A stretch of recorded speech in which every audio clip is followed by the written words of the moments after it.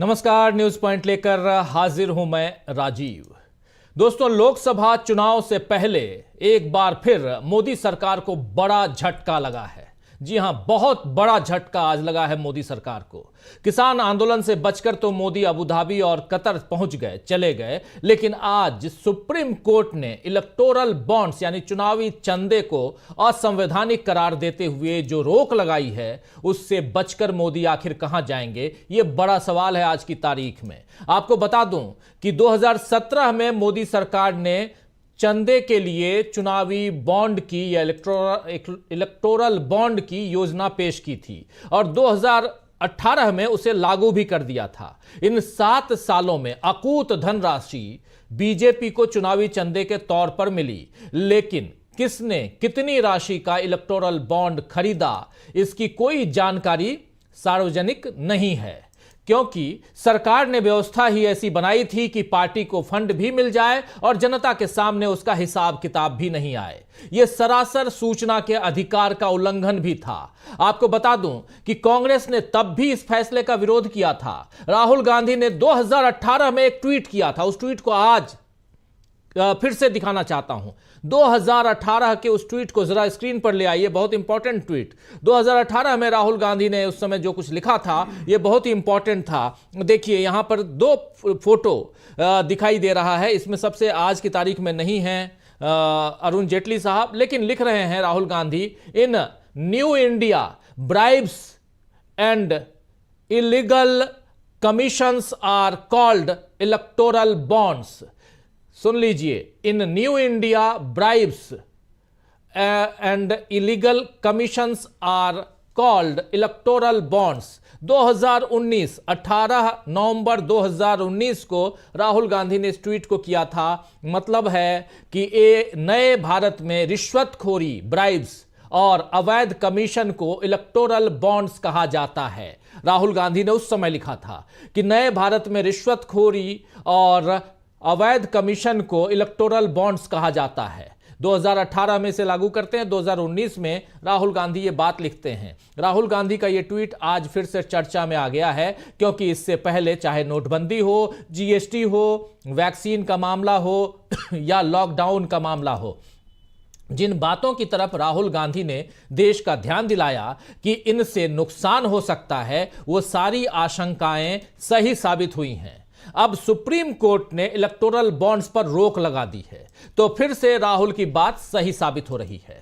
आज फिर राहुल गांधी ने ट्वीट किया कि नरेंद्र मोदी की भ्रष्ट नीतियों, आइए जरा देख लेते हैं। आज जब इलेक्टोरल बॉन्ड का मामला आया तो साफ साफ यहां राहुल गांधी ट्वीट करते हैं, कहते हैं कि नरेंद्र मोदी की भ्रष्ट नीतियों का एक और सबूत आपके सामने है। भाजपा ने इलेक्टोरल बॉन्ड्स को रिश्वत और कमीशन लेने का माध्यम बना दिया था। आज इस बात पर मुहर लग गई है। यह बात यहां राहुल गांधी लिख रहे हैं कि आज इस बात पर मोहर लग गई है जो भाजपा ने किया, लेकिन यह चूंकि रिश्वत का एक सबसे बड़ा उदाहरण है, कमीशन लेने का एक माध्यम है, और इसलिए इस पर आज जो रोक लगी है, ये सुप्रीम कोर्ट ने मेरी बातों, मेरे अंदेशे और संदेहों पर मोहर लगा दी है। दरअसल कोर्ट का यह फैसला सही है, लेकिन काफी देर से यह फैसला आया है, क्योंकि चुनाव अब सिर पर है। जबकि बीजेपी पिछले 6-7 सालों में कांग्रेस के सामने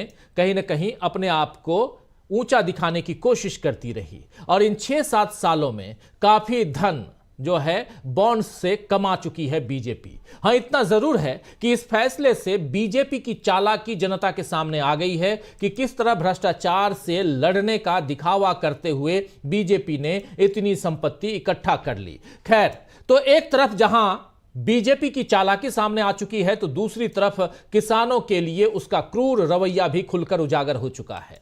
दिल्ली तक किसानों को पहुंचने से रोकने के लिए सत्ता की सारी ताकत बीजेपी लगा रही है। हालांकि किसान अब भी पीछे नहीं हट रहे हैं। अब तो जयंत चौधरी के दादा चौधरी चरण सिंह और डॉक्टर MS स्वामीनाथन को भारत रत्न देने की बीजेपी की पोल भी खुल चुकी है। इधर बिहार में नीतीश कुमार की पोल भी बीजेपी के सामने, जो बीजेपी में चले गए, कांग्रेस खोल रही है। आज राहुल गांधी की न्याय यात्रा फिर बिहार में थी। वहां औरंगाबाद में राहुल गांधी ने अपनी न्याय यात्रा में जनसभा को संबोधित किया। कल सोनिया गांधी के राज्यसभा के नामांकन के लिए राहुल गांधी जयपुर में थे और आज वो सीधे लौट करके पहुंच गए बिहार।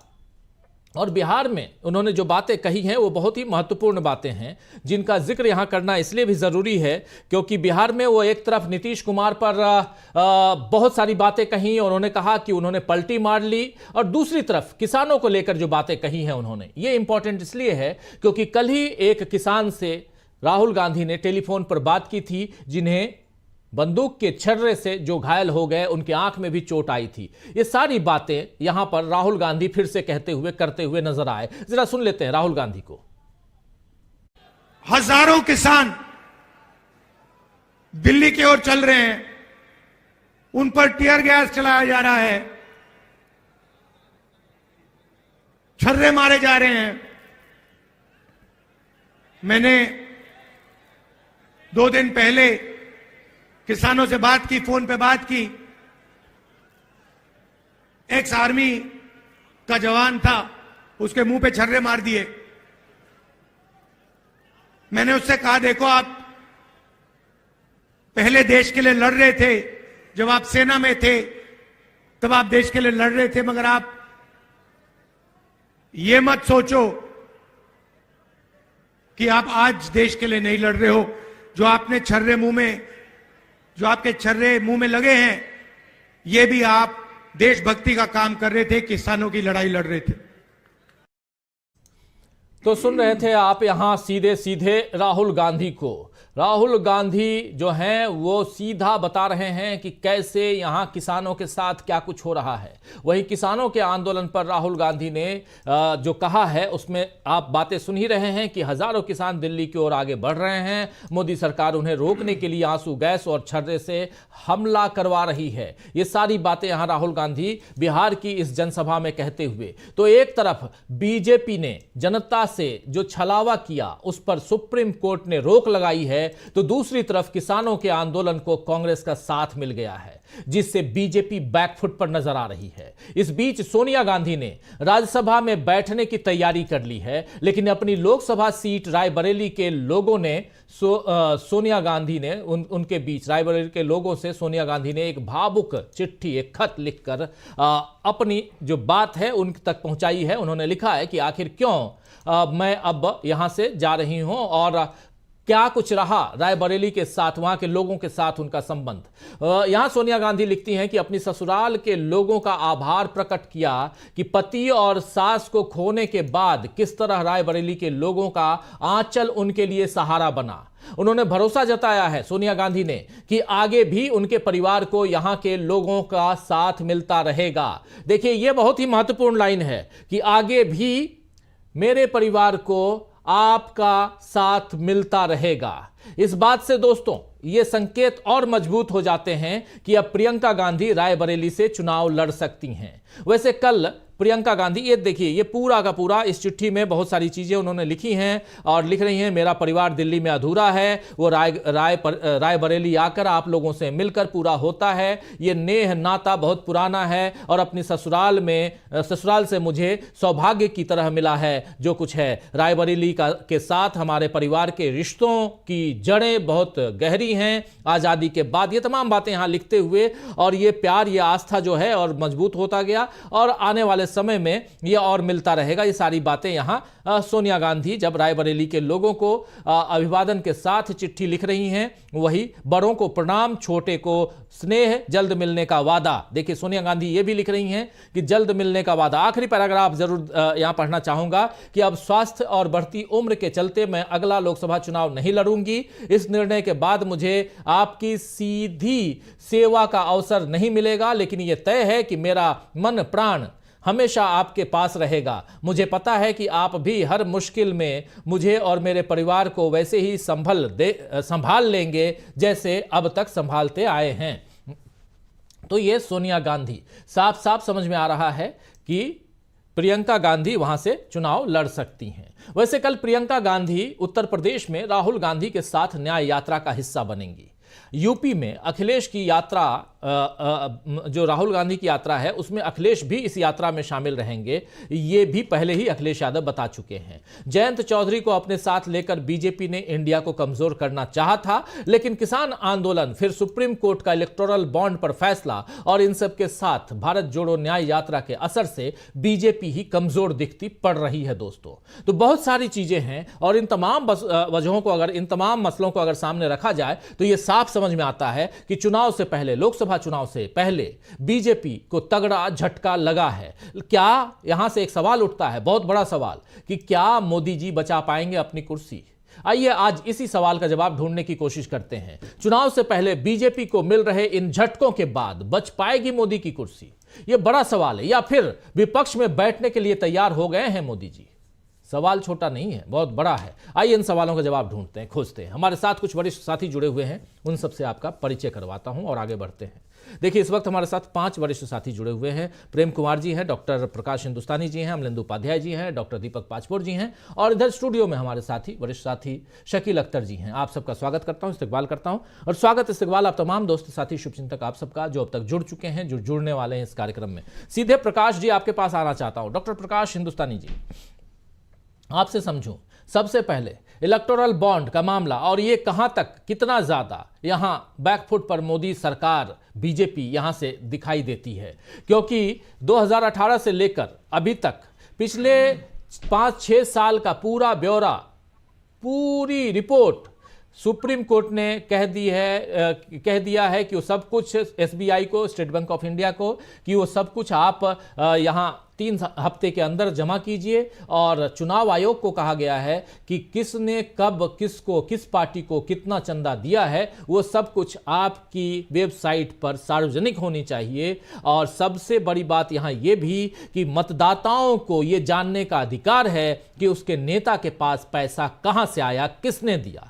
अगर ये सारी बातें आज अगर यहां सामने आती हैं और जो फैसला है उस फैसले को देखा जाए तो क्या आपको लगता है कि यहां से, क्योंकि राहुल गांधी एक नहीं बल्कि 3 बार ये बात लिख चुके हैं कि इलेक्टोरल बॉन्ड जो है वो रिश्वतखोरी का, कमीशनखोरी का और काले धन का एक बहुत बड़ा सोर्स है, तो कांग्रेस इसके खिलाफ रही है। और यहां से कैसे देखते हैं आगे के चुनाव को और कैसे देखते हैं कि यहां पर फंसी हुई मोदी सरकार? राजीव जी, यह बात बहुत अच्छी है कि सुप्रीम कोर्ट ने इस पर फैसला किया। 2017 से इस मुद्दे को उठाया गया था सुप्रीम कोर्ट के सामने, लेकिन अब जाकर यह फैसला सुनाया गया। मुझे लगता है कि इससे बीजेपी के सामने बहुत ज्यादा परेशानियां नहीं आने वाली। नहीं शब्द कह रहा हूं मैं, नहीं इसलिए कि सुप्रीम कोर्ट ने यह नहीं कहा कि अब तक जो चंदा लिया है वो अवैध है, वो चंदा फ्रीज किया जाता है, आप उस पैसे का उपयोग नहीं कर पाएंगे, यह सुप्रीम कोर्ट ने नहीं कहा। एक तरफ इस देश में एक पार्टी है जो 140 साल पुरानी है, एक तरफ एक पार्टी है जो लगभग 40 साल पुरानी है। 40 साल पुरानी पार्टी के पास 140 साल पुरानी पार्टी से 7 गुना 8 गुना ज्यादा पैसा है। पुरानी पार्टी के पास अगर 100 रुपए है तो नई पार्टी के पास 800 रुपए। तो यह लेवल फील्ड नहीं हुआ, यानी एक के पास इतना पैसा, एक के पास कम पैसा है। तो सुप्रीम कोर्ट ने यह नहीं कहा कि जो आपने ले लिया है, जो गले गले तक, क्या सिर के ऊपर तक भरी हुई है बीजेपी, तो बीजेपी के पास तो बहुत पैसे हैं। और अब इलेक्टोरल बॉन्ड पर रोक लगने के बाद अगर कोई कांग्रेस को या टीएमसी को या अखिलेश यादव की पार्टी को या मायावती की पार्टी को चंदा देना चाहेगा तो नहीं दे पाएगा। बीजेपी के पास तो बहुत पैसा है ही। तो यह पैसा अगर जब्त करने का आदेश होता तो बहुत मायने होता। तो मेरी अब तक 2 बातें हुई। एक तो बीजेपी गले गले तक भरी हुई है और इस पैसे पर रोक नहीं लगी है, यानी बीजेपी इस पैसे का इस्तेमाल अगले चुनाव में फिर करेगी। फिर सुप्रीम कोर्ट ने यह आदेश भी नहीं दिया है कि जितना पैसा आया है बीजेपी के पास या दूसरी पार्टियों के पास, उसको उन्होंने कहां कहां खर्च किया है।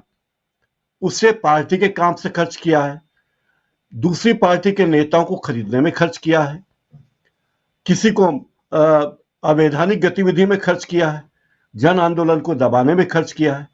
यह कोई बात बताने की जरूरत बीजेपी के नेताओं को नहीं है, यानी गले गले तक डूबी हुई पार्टी है। कोई आदेश नहीं है कि पैसा जब्त होगा, जो पैसा आ गया वो उनकी जेब में है, वो उसका इस्तेमाल कर पाएंगे। ये नहीं पूछा कि जो पैसा आया उसे खर्च किया, अब तक आपने जितना खर्च किया वो कहां खर्च किया, उससे कितने नेताओं को खरीदा, कितनों को रिश्वत दी, किस तरह आपने आंदोलनों को कुचला उस पैसे से, इसी कोई बात इसमें नहीं है। और एक और बात है, जिस तरह सुप्रीम कोर्ट ने कहा है इलेक्टोरल बॉन्ड को लेकर, ऐसा ही एक और मामला सुप्रीम कोर्ट में बहुत दिनों से है, और वो है पीएम केयर फंड को लेकर। पीएम केयर फंड भी इलेक्टोरल बॉन्ड की तरह सूचना के अधिकार के दायित्व में नहीं है, यानी वो पैसा किसके पास है। और विचित्र बात यह है कि पीएम केयर फंड के प्रमुख है प्रधानमंत्री नरेंद्र मोदी, नहीं भारत के प्रधानमंत्री, गृह मंत्री भी उसमें है और भी कई नेता हैं। और उस फंड का पैसा कहां जा रहा है ये सरकार बताने को तैयार नहीं। सरकार के पास पैसा, लोगों की तनख्वाहों से पैसा काटा गया, लोगों ने स्वेच्छा से धन दिया पीएम केयर फंड में, वो कहां है उसका कोई अता पता नहीं। तो ये 4-5 चीजें मुझे बहुत अटपटी लगती। एक और बात, पीएम केयर फंड में इलेक्टोरल बॉन्ड की कीमत, एक बॉन्ड की कीमत अलग अलग है, 1,000 रुपए, 10,000 रुपए, 1 लाख, 10 लाख और 1 करोड़। यानी आप इस डिनोमिनेशन में पैसे खर्च कर सकते हैं, दे सकते हैं अपनी पार्टी को, अपनी मनपसंद पार्टी को। और जितने बॉन्ड बेचे गए, जितनी संख्या है, अगर औसत निकाला जाए तो एक एक बॉन्ड की कीमत 56,72,192 रुपए है। यानी 56 लाख रुपए का बॉन्ड, 1,000 का भी बॉन्ड है लेकिन लोगों ने बड़ी बड़ी संख्या में, मात्रा में दी हैं। तो ये बॉन्ड किसने खरीदे हैं पता नहीं, किस किस मूल्य वर्ग के खरीदे हैं। मैं अगर पार्टी का हितैषी हूं, बीजेपी का या कांग्रेस का या टीएमसी का, तो मैं 1,000 रुपए का बॉन्ड खरीद सकता हूं। लेकिन 1 करोड़ का बॉन्ड खरीदने वाला कौन है, 10 लाख का बॉन्ड खरीदने वाला कौन है, और 1-1 करोड़ के बॉन्ड किस किसने कितने कितने खरीदे, किसने 100 बॉन्ड खरीदे 1-1 करोड़ के, किसने 20 बॉन्ड खरीदे, क्या अडानी है, क्या अंबानी है, क्या आतंकवादी है, कौन है, इस बारे में पता नहीं चलता। एक और बात, जितने भी इलेक्टोरल बॉन्ड खरीदे गए उनकी कुल कीमत 10,208 करोड़ रुपए थी, और इसमें से 1,008 करोड़ रुपए सिर्फ बीजेपी को मिले हैं। यानी बीजेपी को जो पैसे मिले हैं वो दूसरी पार्टियों से बहुत ज्यादा है। कांग्रेस पार्टी से 7 गुना है और टीएमसी से भी 8-9 गुना है। तो इतनी सारी बातें इन लोगों के साथ रही है। आज आप देख रहे हैं राजीव जी के देश में बहुत सारी घटनाएं हैं, लेकिन सुप्रीम कोर्ट के इस फैसले को बहुत तवज्जो मिल रही है, इस पर बात की जा रही है। दिल्ली में ही वकीलों की हड़ताल चल रही है ईवीएम के खिलाफ, बिहार में सरकारी स्कूल के शिक्षकों की हड़ताल चल रही है, वो सड़कों पे है, मणिपुर में हिंसा जारी है, राहुल गांधी की भारत जोड़ो यात्रा चल रही है, लाखों किसान कारवां लेकर रैली दिल्ली की ओर बढ़ रहे हैं, उन पर आंसू गैस छोड़ी जा रही है। लेकिन ये सब खबरें दबाई जा रही है और खबरें ये प्रचारित की जा रही है कि राज्यसभा के आने वाले चुनाव में बीजेपी ने कितनी कलाकारी की, किस तरह बीजेपी दूसरों को मात दे रही है, वगैरह वगैरह। तो मुझे लगता है कि इलेक्टोरल बॉन्ड में चूंकि बीजेपी ऑलरेडी गले गले तक भरी हुई है, उसके पास इतना पैसा है। आप कल्पना कीजिए कि पिछले विधानसभा चुनाव में बीजेपी के कुछ नेताओं ने विधानसभा क्षेत्र में 20 से 40 करोड़ रुपए तक खर्च की। लोकसभा का क्षेत्र तो उससे 7-8 गुना बड़ा होता है। तो आप कल्पना कीजिए कि 100 करोड़ रुपए खर्च करने वाले जब नेता इस देश में हैं, और 100 करोड़ वे कोई अपनी मेहनत की कमाई से खर्च नहीं कर रहे हैं, तो जाहिर है इसमें कुछ हिस्सा इलेक्टोरल बॉन्ड का होगा, कुछ पैसा पार्टी के फंड का होगा। पार्टी का फंड कैसे आता है ये सब जानते हैं। और एक और बात होने वाली है, एक और बात कहना चाहता हूं कि जैसे ही 13 मार्च तक का समय दिया गया चुनाव आयोग को कि वो अपनी वेबसाइट पे बताए कि किस किस ने कितना चंदा लिया, किस किस से लिया, तो वैसे ही ईडी, सीबीआई, इनकम टैक्स सक्रिय हो जाएगी और वो पता लगाएंगी, उनको पता चल जाएगा कि किस किस ने कांग्रेस को चंदा दिया, किसने टीएमसी को दिया, किसने सपा को दिया। उन सब लोगों के यहाँ छापामारी की कार्रवाई शुरू हो जाएगी। तो ये सब चीजें हैं, क्योंकि बीजेपी के लिए ये फील्ड पहले ही बहुत सुगम बना दिया गया है। ये लेवल फील्ड नहीं है लोकसभा चुनाव में। कांग्रेस के लिए गड्ढे हैं, बीजेपी के लिए मैदान समतल है। इसलिए चुनौतियां कांग्रेस के लिए, इंडिया गठबंधन के लिए, विपक्ष के लिए बहुत ज्यादा है। राजीव जी।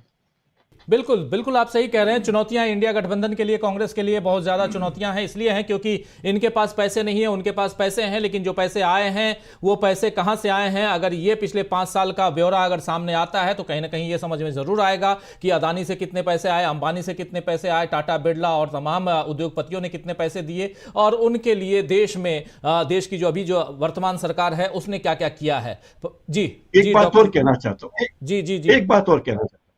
विचित्र बात यह है कि जिन लोगों ने इलेक्टोरल बॉन्ड खरीदे हैं उनमें से कई कंपनियां तो दिवालिया है, कई भारी घाटे में हैं। जब आप अपनी कंपनी मुनाफा नहीं कमा पा रही है तो भाई आप इलेक्टोरल बॉन्ड कैसे खरीद रहे हो? इसके बारे में कोई रोक नहीं है। यानी आप अपनी कमाई से खरीदे तो समझ में आया, घाटे वाली कंपनियां क्यों खरीद रही है, यह भी एक गंभीर मुद्दा होगा। राजीव जी।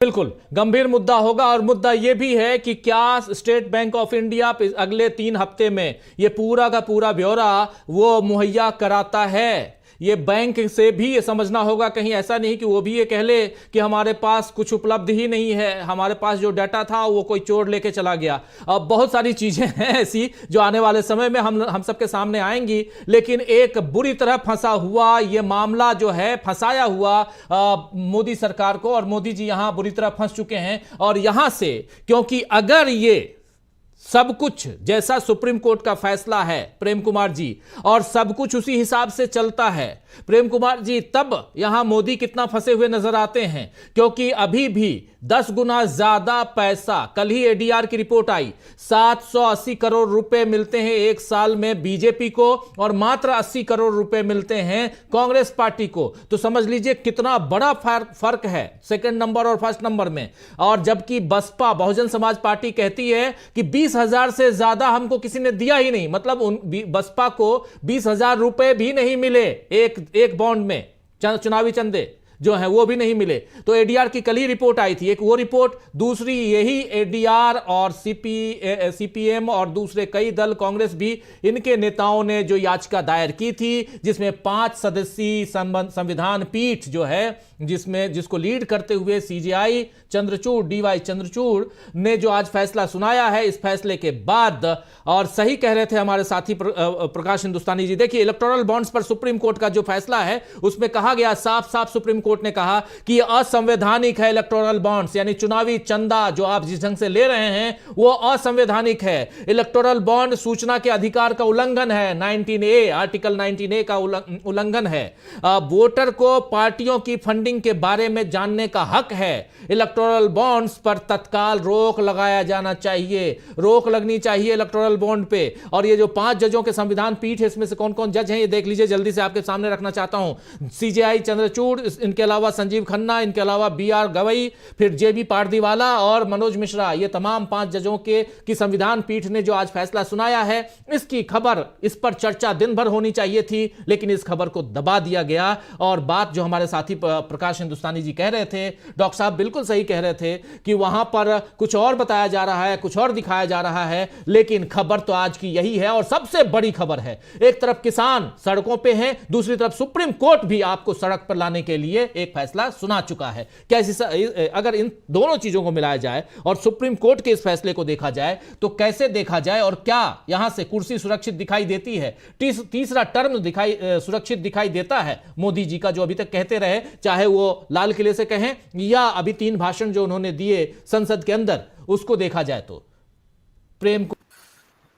राजीव जी की पॉइंट यही है कि कुर्सी की है, इसलिए की है क्योंकि ये सब कुछ हुआ कुर्सी को सुरक्षित करने के लिए, उसको लंबे समय तक मजबूत बनाए रखने के लिए ही हुआ, और संविधान को ताक पर रख दिया गया। ये बात सुप्रीम कोर्ट ने उस पर पुष्टि लगाई है। हम लोग तो हमेशा से बोलते रहे, आपने राहुल गांधी का ट्वीट भी दिखाया, वो भी उसी समय से कह रहे थे, लेकिन कोई इस पर कान देने को तैयार नहीं था, सुनने को तैयार नहीं था। और इस बीच हुआ क्या, फैसले की अहमियत को कई तरीके से समझिए। नकारात्मक भी है इसका की अहमियत भी है, नकारात्मक चीजें जो हुई हैं, और उम्मीद भी है, दोनों बातें हैं। एक तो इस दौरान जितनी भी सरकारें बनी हैं वो इलेक्टोरल बॉन्ड के चंदे से बनी है, यानी उस चंदे से चुनाव लड़कर बनी है।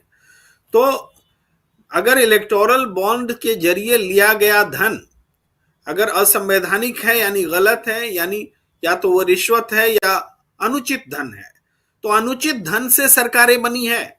जब से ये इलेक्टोरल बॉन्ड आया है, कोई भी सरकार, चाहे नरेंद्र मोदी जी की सरकार हो या विपक्ष की ही सरकार क्यों ना हो, देश में इस दौरान जितनी भी सरकारें बनी, सबको हम संवैधानिक पैमाने पर कह रहे हैं, इस फैसले के आलोक में कह रहे हैं कि ये अनुचित इलीगल सरकार है, क्योंकि आपने उस इलेक्टोरल बॉन्ड को इलीगल बताया है जिसके चंदे से चुनाव लड़ा गया है। ये एक बात हुई, मगर इसका मतलब ये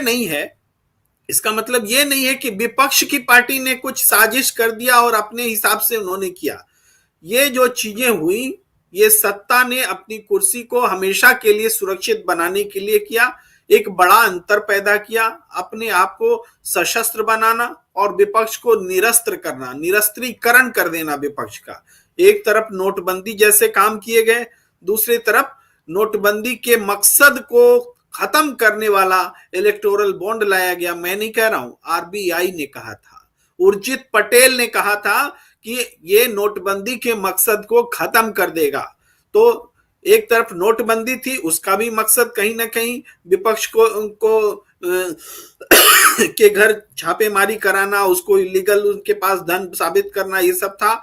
और दूसरी तरफ इलेक्टोरल बॉन्ड भी लाना, ये भी उस चीज को बढ़ावा देना था। तो इसके अलावा चुनाव आयोग ने कहा था कि ये गलत है, इससे काला धन, इससे जो विदेश से जो पैसे आते हैं, विदेशी फंडिंग होती है, उसको पकड़ पाने में मुश्किल होगी। ये फिर भी चुनाव आयोग को भी नहीं सुना गया, यानी किसी को नहीं सुनेंगे, वही करेंगे जो हमारे फायदे में होगा। और ये लगातार ये चीजें की गई। अब एक प्रश्न है कि क्या इससे बीजेपी को नुकसान होगा? मोदी जी की कुर्सी, जिसको बचाने के लिए सब कुछ किया गया, वो कुर्सी खतरे में है कि नहीं? मैं यहां पर प्रकाश हिंदुस्तानी जी से बिल्कुल डिसएग्री करता हूं कि इससे मोदी जी को फायदा नहीं होगा। प्रकाश हिंदुस्तानी जी ने जो तर्क दिया अपनी जगह सही है, मैं उस तर्क को नहीं कहता, लेकिन जो पूरा भाव आया, उस भाव ये निकल के आ रहा है कि कुछ नहीं होगा जी, मोदी है तो मुमकिन है फिर चुनाव जीत ले जाएगा, इलेक्टोरल बॉन्ड से कुछ फैसला आने से भी कुछ नहीं होना है।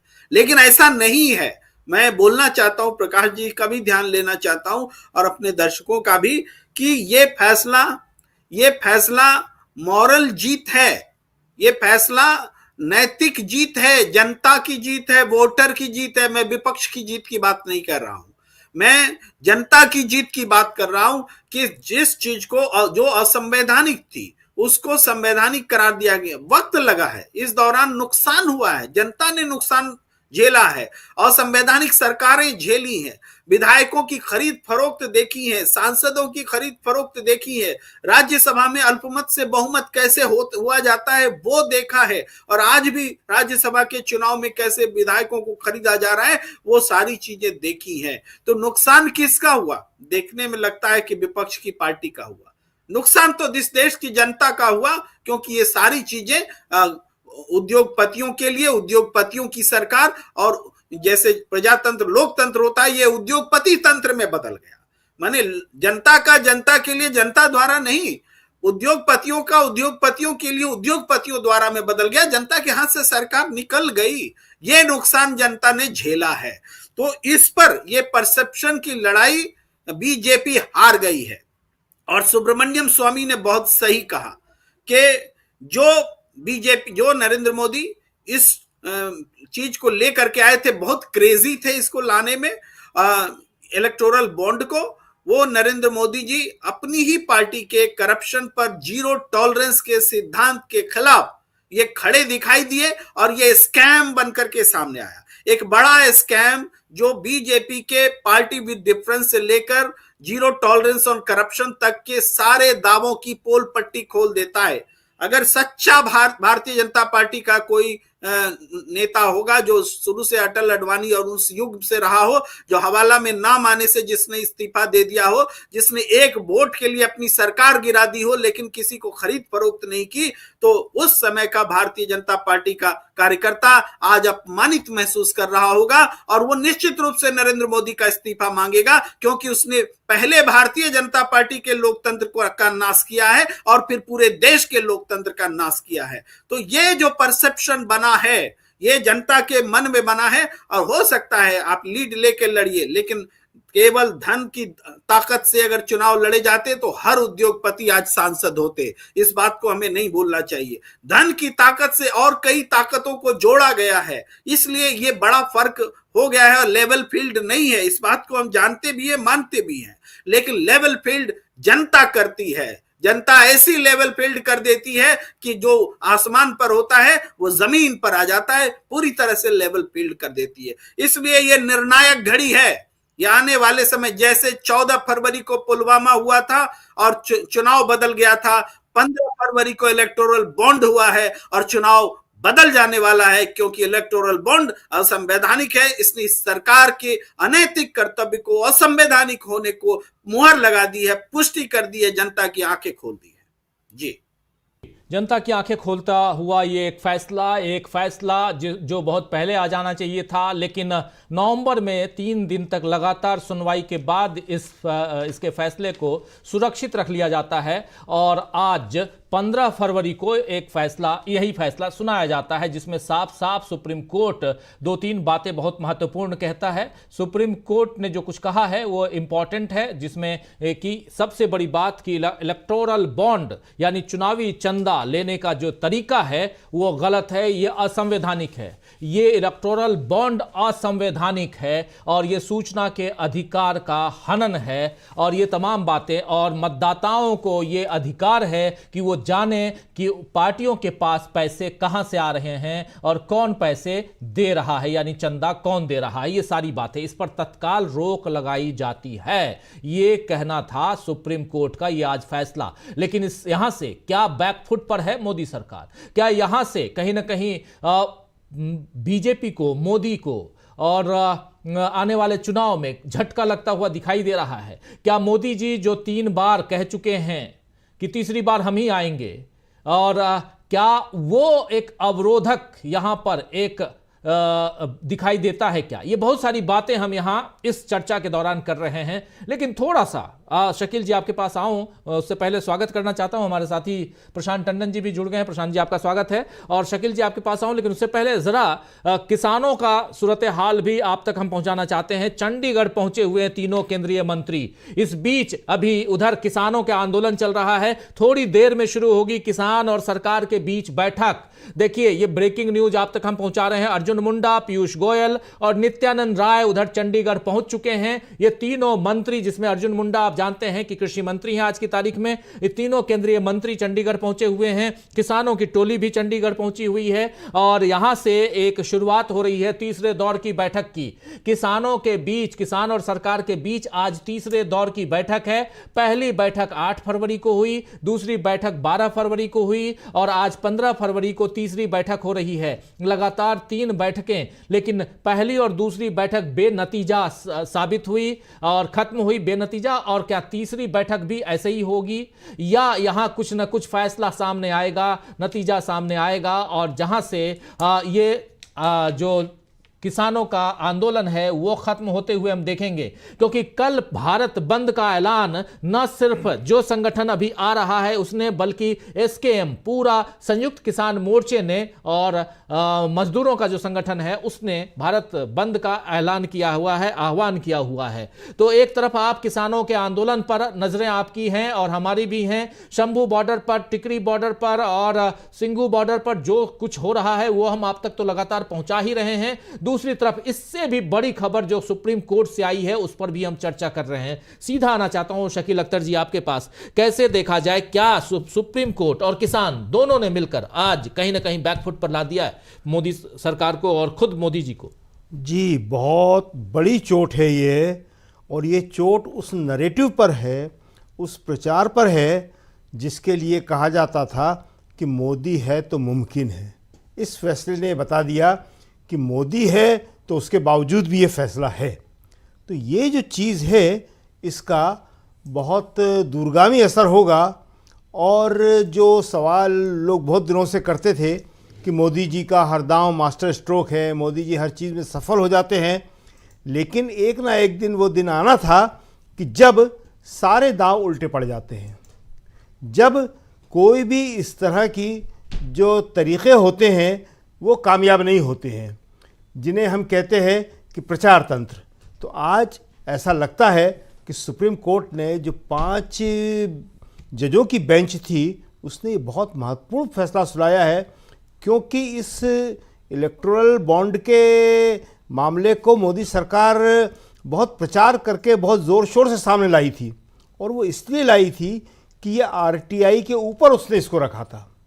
देखिए, राहुल ने जो कहा है भ्रष्टाचार, जो उन्होंने ट्वीट आप पढ़ के सुना रहे थे जी 2019 का है, और राहुल ने ऐसी बहुत सारी बातें कही हैं जो उन्होंने कही और वो सही साबित हुई, वो हम बाद में बताएंगे जी। तो राहुल ने जो 2019 में कहा था कि यह फैसला जो है वो रिश्वतखोरी के ख़िलाफ़ है, ये जो फैसला है वो जो है कमीशन के ख़िलाफ़ है। तो जिस भ्रष्टाचार का नाम लिया था उसी के ख़िलाफ़ राहुल की सरकार ने ये राइट टू इन्फॉर्मेशन लाया था। राइट टू इन्फॉर्मेशन क्या था? राइट टू इन्फॉर्मेशन की बहुत सरल व्याख्या अगर हम करें तो एक सामान्य आदमी भी वो एक कागज़ पे लिख के सरकार से किसी भी चीज़ के बारे में जानकारी मांग सकता था। बिल्कुल। इसका पूरी दुनिया में जिक्र हुआ था, अंतर्राष्ट्रीय स्तर पे इसको बहुत सराहा गया था, लेकिन इस राइट टू इन्फॉर्मेशन सूचना के अधिकार का ही उल्लंघन है, यह आज सुप्रीम कोर्ट ने कहा, साफ तौर पे कहा भी आपने बिल्कुल, बताया बिल्कुल। कि यह सूचना के अधिकार का उल्लंघन है, यह इलेक्टोरल बॉन्ड, और सूचना के अधिकार को इसने वाकई ख़त्म कर दिया था इस सरकार ने। मतलब ये जो सरकार थी इसने सबसे पहले सूचना के अधिकार पे धावा बोला कि सूचना के अधिकार से हमारे खिलाफ कोई जानकारी न निकलने पाए, और आज सूचना के अधिकार का जिक्र करके सुप्रीम कोर्ट ने बहुत बड़ा काम किया है, जिसको मृतप्राय समझ लिया गया था कि राइट टू इन्फॉर्मेशन ख़त्म हो गया है, राइट टू इन्फॉर्मेशन कुछ नहीं है। आज सुप्रीम कोर्ट ने बताया कि वो बहुत ही इम्पॉर्टेंट चीज़ थी, भ्रष्टाचार के ख़िलाफ़ वो सबसे बड़ा हथियार था, और उसका ख़त्म होना जब तक संभव नहीं है जब तक कि वो कानून बना हुआ है। तो आज का ये दिन है ये इसलिए बहुत महत्वपूर्ण है कि इसने बताया कि मोदी के बावजूद इस तरह के फैसले आ सकते हैं। यह एक लोगों के मन में बहुत बड़ी गलतफहमी थी कि मोदी जी हैं तो कुछ भी कर सकते हैं। देखिए, सच्चाई सच्चाई होती है और उसको कभी भी दबाया नहीं जा सकता। जी देखिए, राहुल ने जो हम बात बता रहे थे कि क्या क्या कहा और क्या क्या सच हुआ, ये तो एक बहुत लंबी लिस्ट है। एक ट्वीट अभी और राहुल गांधी का अभी जो थोड़ी देर पहले इसी मसले को लेकर और इसको किसान से जोड़ते हुए, किसान आंदोलन से जोड़ते हुए जो राहुल गांधी ने जो किया है, उस ट्वीट को भी जरा ले आइए स्क्रीन पे। राहुल गांधी ने आज अभी से थोड़ी देर पहले देखिए क्या कुछ लिख रहे हैं। सस्ते में एयरपोर्ट बेचो, इलेक्टोरल बॉन्ड्स लो। सस्ते में माइंस बेचो, इलेक्टोरल बॉन्ड्स लो। सस्ते में जमीन बेचो, इलेक्टोरल बॉन्ड्स लो। मैं देश नहीं बिकने दूंगा का नारा देने वाले नरेंद्र मोदी चुनावी चंदे के लिए देश का हर संसाधन बेचने को तैयार हैं, मगर किसान अपनी फसल पर न्यूनतम समर्थन मूल्य यानी एमएसपी भी न मांगे, क्योंकि किसान इलेक्टोरल बॉन्ड्स नहीं देता है। अजीब विडंबना है, ये कह रहे हैं राहुल गांधी। बहुत शानदार, ये अगर देखें शकील अख्तर जी, एक शानदार ट्वीट है। हाँ। कि आप ये सब दे रहे हैं इलेक्टोरल बॉन्ड्स के लिए। हाँ। आप एयरपोर्ट दे रहे हैं, माइंस दे रहे हैं, जमीन दे रहे हैं, और दूसरी तरफ आप कहते थे मैं देश नहीं बिकने दूंगा किसानों को, लेकिन आप समर्थन मूल्य नहीं दे रहे हैं। तो यही है ना कि राहुल यही कह रहे हैं कि जो एयरपोर्ट खरीद रहा है उसको तो बहुत फ़ायदा ही फ़ायदा है ना, तो एयरपोर्ट ख़रीदने के बदले वो थोड़ा सा इलेक्टोरल बॉन्ड ले लेता है। जो दूसरी चीज़ें खरीद रहा है वो यही कर रहा है उद्योगपति, लेकिन किसान तो कुछ खरीद ही नहीं सकता। राहुल के कहने का सार ये है, जो राहुल ने चोट की है वो है किसान तो कुछ आपको दे नहीं सकता, इसलिए आप किसान की सुन नहीं रहे, न्यूनतम समर्थन मूल्य दे नहीं रहे। जी। तो हम जो बता रहे थे कि देखिए, राहुल के ये कोई भविष्यवाणियाँ नहीं थी, ये पूर्वानुमान है, ग्राउंड रियलिटीज़ पे आधारित है। राहुल चूंकि लोगों के बीच जा रहे हैं, लोगों की बात सुन रहे हैं, समझ रहे हैं, तो राहुल को उनकी बातों से मालूम पड़ता है कि ये जो चीज़ें हैं ये गलत हैं और ये चीज़ें नहीं चलेंगी। राहुल ने क्या कहा था? दम के साथ कहा था, गारंटी के साथ वो शब्द उन्होंने कहे थे कि ये काले कानून सरकार को वापस लेना होंगे। जी, वो राहुल का उसमें भाषण है, बिल्कुल। आप चाहे तो सुनवा सकते हैं। साफ साफ कहा था, राहुल ने कहा था लॉकडाउन गलत है, कोरोना के सही इंतजाम नहीं किए जा रहे हैं। जी। राहुल ने कहा था नोटबंदी बहुत घातक है, जीएसटी गलत है, चीन की घुसपैठ पे कहा था, राफेल पे कहा था, और राहुल ने 2 बातें और कही थी। इसको सामने लाया जाना चाहिए, डॉक्यूमेंटेशन होना चाहिए इसका। अभी कौन करेगा हमें नहीं मालूम, हम लोग जितना कर सकते हैं वो हम करते हैं, जो हमारे लोगों का काम है। कि राहुल ने कहा था मैं डरूंगा नहीं। जी, ये ऐतिहासिक बात कही थी और वो डर नहीं रहे हैं। और राहुल ने कहा था मैं रुकूंगा नहीं, तो राहुल रुक नहीं रहे। और ये तो अभी आपने दिखाई दिया कि जो राहुल ने कहा था कि ये जो है इलेक्टोरल बॉन्ड जो है ये रिश्वतखोरी और कमीशन को जायज़ ठहराने के लिए लाया गया है। बिल्कुल। तो ये जो चीज़ है आज की तारीख में, आप ये कह सकते हैं कि राहुल चीज़ों का पूर्वानुमान लगाने में सक्षम है। और वो इसलिए है, कोई जादू नहीं है, कोई दूसरी विद्या नहीं है, ये कि जनता के बीच अगर आप जाएंगे तो जनता के मूड से आपको पता चल जाएगा, जनता की बातों से आपको पता चल जाएगा कि कौन सी चीज़ देश हित में है, कौन सी चीज़ नहीं है, क्या सरकार गलत कर रही है और क्या सरकार को करना चाहिए। तो ये इलेक्टोरल बॉन्ड का जो फैसला है सुप्रीम कोर्ट का, ये बड़ा ही ऐतिहासिक फैसला है और निश्चित ही रूप से सरकार के लिए एक बहुत बड़ी समस्या ये बनने वाली है। क्योंकि सरकार का पूरा नैरेटिव जो है ना, जो पूरा एक माहौल बना रखा था कि हम जो कहेंगे वो हो जाएगा, हम चाहे जो कर सकते हैं, सुप्रीम कोर्ट ने कहा नहीं, ऐसा नहीं होगा, आप ये गलत काम कर रहे थे और स्टेट बैंक 3 हफ्ते के अंदर बता दो किसने कितना पैसा दिया है। वो तो हम देख रहे थे, उसको पढ़ रहे थे, जितना टाइम मिला हमें पढ़ पाए, हमें उसमें कहीं ये दिखा नहीं, हो सकता है कहीं लिखा हो, ये बाद में गए कि ईडी उन लोगों के घर पे जाओ तुम जिन्होंने पैसा दिया था। ये ईडी को हर जगह पहुंचा रहे हैं। जी, ईडी को ये हर जगह पहुंचा रहे हैं कि ईडी मतलब आप आज किसी क्या भी ईडी जा सकती है। तो भाई ईडी वहां पे भी तो जाके मालूम करो कि जिसने इतना पैसा दिया है और पैसा देके उसने कहा है कि कागज में कहीं नहीं आना चाहिए, मालूम किसी को नहीं पढ़ना चाहिए कि मैंने दिया है। जी, भाई आपने चंदा दिया तो आप बताइए ना कि मैंने चंदा दिया, इतना चंदा दिया है। उसकी जो है गोपनीयता आप क्यों रख रहे हैं? शक उसी दिन पैदा हुआ था कि भाई आपने जो पैसा दिया है, पॉलिटिकल पार्टी पैसा दे रही है, पैसा हम दे रहे हैं, हम बता देंगे कि हमने इतना पैसा दिया है भाई। बिल्कुल। तो ये जो चीज़ें हैं ये इस फैसले के बाद सामने आएंगी। अब इसको दबाया या छुपाया जाना अब संभव नहीं। जो आदेश है उस आदेश की कॉपी हमारे पास है और उसमें से कुछ पॉइंट्स आपके सामने रखना चाहता हूं। उस आदेश में कहा गया है कि 12 अप्रैल 2019 से अब तक चुनावी बॉन्ड जितने भी लिए गए हैं, चुनावी बॉन्ड के माध्यम से जितने पैसे भुनाए गए, वो सब सार्वजनिक होना चाहिए और 6 मार्च 2024 तक इसको इलेक्शन कमीशन ऑफ इंडिया को सौंपा जाना चाहिए। 6 मार्च 2024, ये अभी आज 15 फरवरी 2024 है। अभी से 3 हफ्ते में एसबीआई 12 अप्रैल 2019 से लेकर अभी तक जितने पैसे आए, जिसके पास भी गए पैसे, जिन जिन पार्टियों ने, राजनीतिक दलों ने भुनाए हैं, वो पूरा ब्यौरा आप दीजिए 6 मार्च 2024 तक, अगले महीने की 6 तारीख तक। और उसके बाद एक हफ्ते में 13 मार्च 2024 को किसी भी हाल में इलेक्शन कमीशन ऑफ इंडिया इसको सार्वजनिक करे, पब्लिक करे, ये कहना है सुप्रीम कोर्ट का।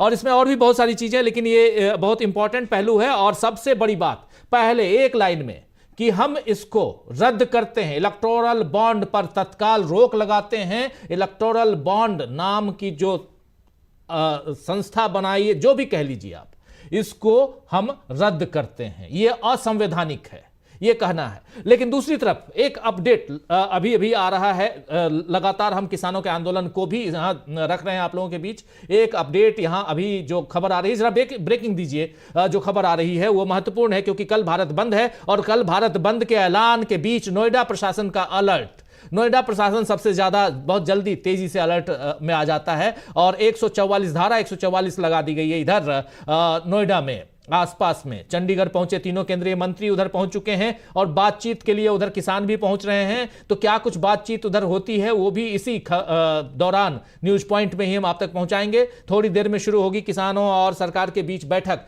ये सब कुछ किसान जो अर्जुन मुंडा, पीयूष गोयल और नित्यानंद राय जो हैं वो चंडीगढ़ पहुंचे हुए हैं। तो एक तरफ 3 केंद्रीय मंत्री वो चंडीगढ़ पहुंचे हैं, दूसरी तरफ कल भारत बंद का ऐलान ऑलरेडी हो चुका है और उस ऐलान में उसको एसकेएम ने और कई संयुक्त किसान मोर्चा ने और दूसरे संगठनों ने इस की घोषणा की है और कल भारत बंद है। नोएडा प्रशासन सख्त है, 144 धारा लगा दी गई है। आना चाहता हूं एक बार फिर से, पहले प्रेम कुमार जी के पास आऊंगा, उसके बाद फिर आता हूं प्रशांत टंडन जी के पास। प्रेम कुमार जी को जरा स्क्रीन पे ले आइए और आप तमाम साथी। प्रेम कुमार जी, जरा जल्दी से आपसे समझना चाहता हूं, किसानों के आंदोलन की चर्चा तो हम कर रहे हैं, लेकिन ये दोनों चीजें अगर पैरेलली देखा जाए तो कौन किस पे भारी दिखाई देता है और क्या सचमुच यहां अभी से, क्योंकि कल हम लोग चर्चा कर भी रहे थे, कल 14 फरवरी थी और ठीक 14 फरवरी से 5 साल पहले की 14 फरवरी को मोदी जी की किस्मत चुनावी हिसाब से देखा जाए तो खुल गई थी। दूसरी बार वो सत्ता में चुन के आए, राष्ट्रवाद की आंधी बही, 40 जवानों की शहादत हो गई। पुलवामा की घटना, कल पुलवामा की शहादत दिवस, और उसके बाद से आप आज देखिए, कल से लेके आज तक, कल किसानों का आंदोलन, किसानों के ऊपर छर्रे बरसाए गए, किसानों के ऊपर गोले, आंसू गैस के गोले, टीयर गैस के गोले बरसाए गए। किसान तस से मस होने का नाम नहीं ले रहे हैं। और दूसरी तरफ आज ये एक बड़ा फैसला जो नवंबर में आ जाना चाहिए था, आज आता है, लेकिन इस फैसले से भी बैकफुट पर। जल्दी से आपसे समझना चाहता हूं कि क्या यहां सचमुच बैकफुट पे आपको दिखाई देती है मोदी सरकार?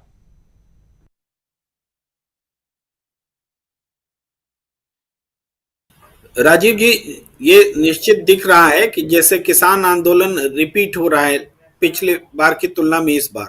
तो पहली बार जब किसान आंदोलन हुआ था और जिस तरीके से खालिस्तानी और देश विरोधी सब बताया गया था, तो उसके मुकाबले इस बार जो वो कोशिशें दिख रही हैं, तो उन कोशिशों पर अब वो विश्वास जनता का नहीं है, क्योंकि जनता ने बीते 5-6 सालों में देखा है कि किस तरीके से अपने विरोधियों के खिलाफ में गलत प्रोपेगेंडा बीजेपी करती है। यहां तक कि जनता को मुख्य धारा की मीडिया में दिखाई जा रही बातों पर भी भरोसा नहीं हो रहा है।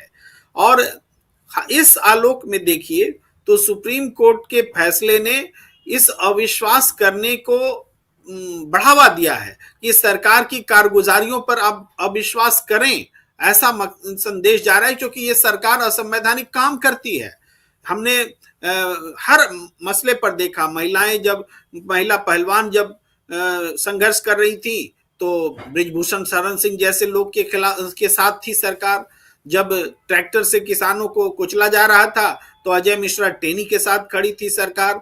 जब बिल्किस बानो के हत्यारों को जेल से रिहा किया गया तो सरकार खुद शामिल थी रिहा करने में। तो इस तरीके से हर असंवैधानिक बातों में सरकार शामिल रही है, हर गलत में सरकार शामिल रही है। वहीं जब जनता का सवाल आता है तो जनता जब आंदोलन पर उतरती है तो आंदोलन को ये अपनी नाक का विषय बना लेते हैं, उसको कुचलने का काम करते हैं। और जब चुनाव आता है तो उसी चीज को आप वापस भी ले लेते हैं, कृषि कानून वापस ले लेते हैं। आज बात कर रही है ना सरकार, लेकिन पहले आप याद कीजिए, पहले तो बात करने में भी बहुत बहुत समय लगाया करती थी सरकार, आज सब पड़ रहा है। तो ये फर्क आया है। और अब ये जो रिवर्स गेम खेलेंगे कि जो आंदोलन करेगा उसको दिखाएंगे कि गलत है, तो ये अब जनता नहीं मानेगी। तो इस आलोक में हम इलेक्टोरल बॉन्ड के पर भी फैसले को देखें तो सुप्रीम कोर्ट ने वास्तव में सबको एक नजरिया दिया है, सबको एक साहस दिया है सच बोलने का, और विश्वास दिया है कि सच के साथ हम खड़े रहेंगे।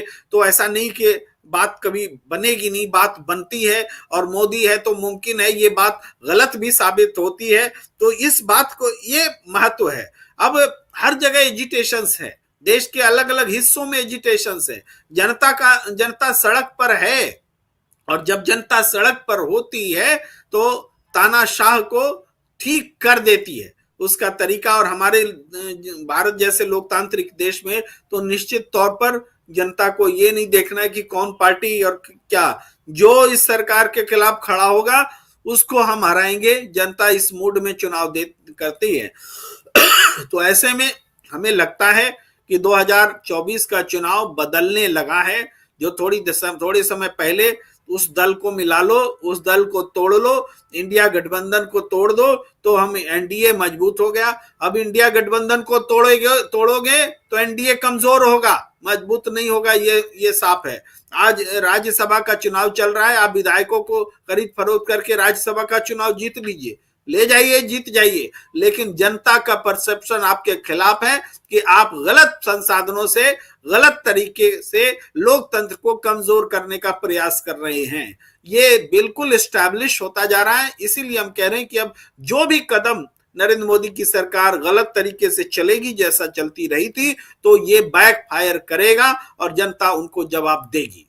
जी राजीव, बहुत शुक्रिया आपका। प्रेम कुमार जी, बहुत बहुत धन्यवाद आपका। और प्रशांत टंडन जी, आपके पास आना चाहता हूं। प्रशांत जी, कैसे आप देखते हैं यहां, क्या आपको भी लगता है कि आज का ये फैसला और साथ में पैरेलली दो चीजें और चल रही हैं? एक भारत जोड़ो न्याय यात्रा चल रही है और दूसरी आप देखिए कि किसानों का आंदोलन। और कल का दिन बहुत ही अहम है, बहुत महत्वपूर्ण दिन है कल, क्योंकि भारत बंद, ग्रामीण बंद, गांव बंद।